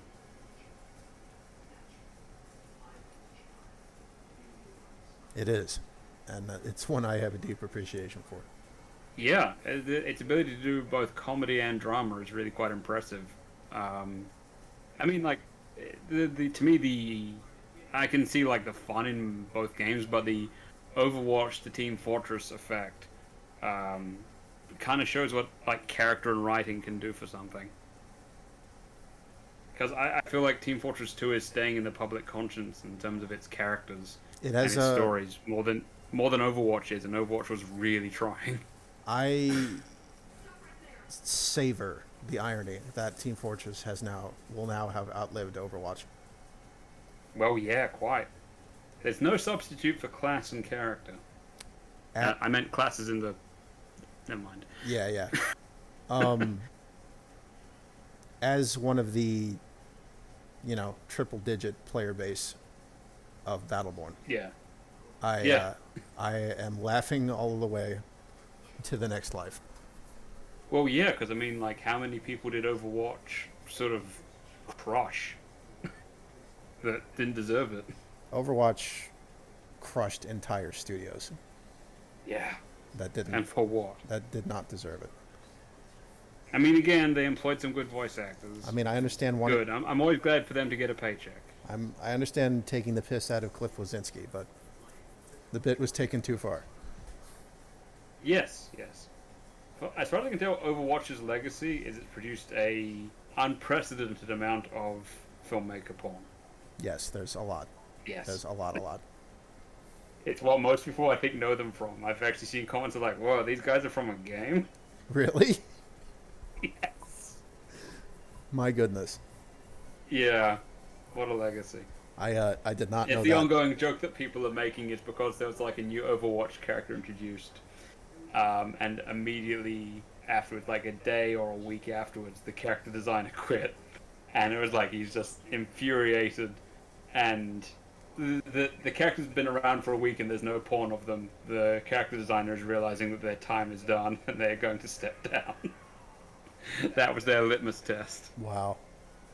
Which I don't know if it's true or not, but it would be a funny and perhaps accurate way of measuring whether your character has captured the public imagination. Well, I hope whoever designed Doomfist gets slapped upside the head because they 100% ripped off Atticus from Battleborn for that design. Oh, they did. That didn't really occur to me because I liked Doomfist's design, but it never occurred to me that he was actually. Fuck, you're right. It's just Atticus.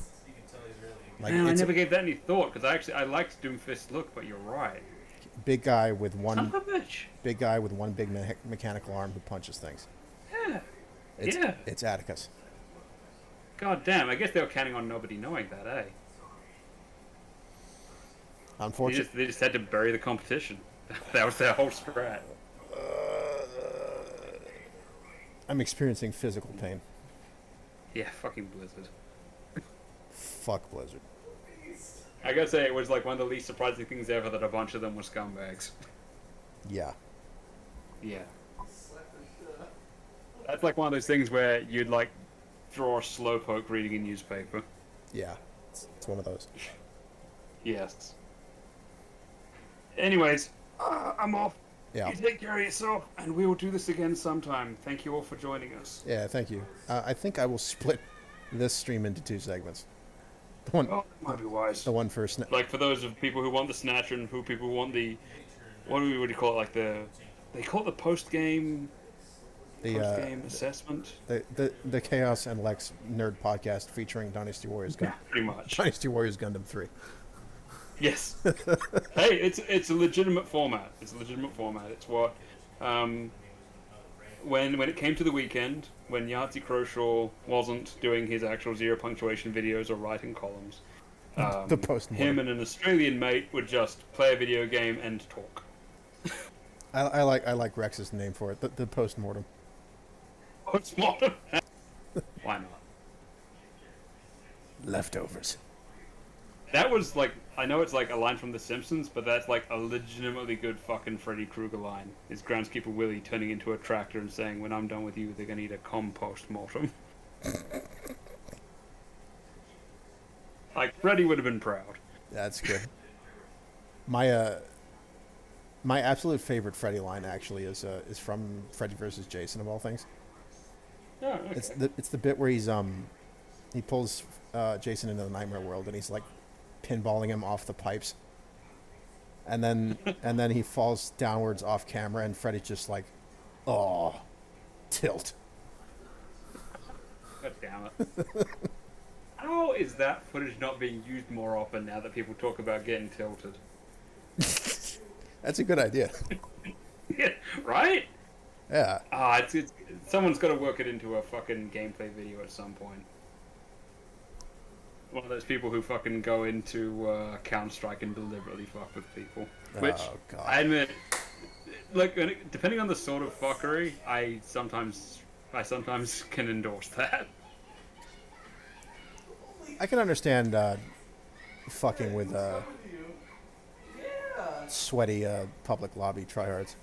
Oh yeah, like their target of choice is generally 13-year-old racists. Ooh, yes. Open slather. Open season, I would say. Yeah. Fuck those kids. What's Yeah. that? I know the children and all, but boom. What's that? That fucking meme of Michael Jordan. It just says "fuck them kids." Stop it. Get some help. Get some help. The kids aren't all right. No, not at all. We're all. Anyways, for real this time. Yeah, Catch you we later. should, Enjoy your Gundam. Yeah, Thank you all, guys. We'll see you next time, whenever that is. I should scare up some dinner myself. Yeah, I know. I'm currently running on pretty much pure alcohol and a single tonic steam cake. Yeah, go get some. Go get some actual food, Lex. I'm gonna to get some food. Yes. Yeah, I think that would help. Catch you on the flip side. See you, Lex, and Rex. Laters. Good night and good luck, everybody.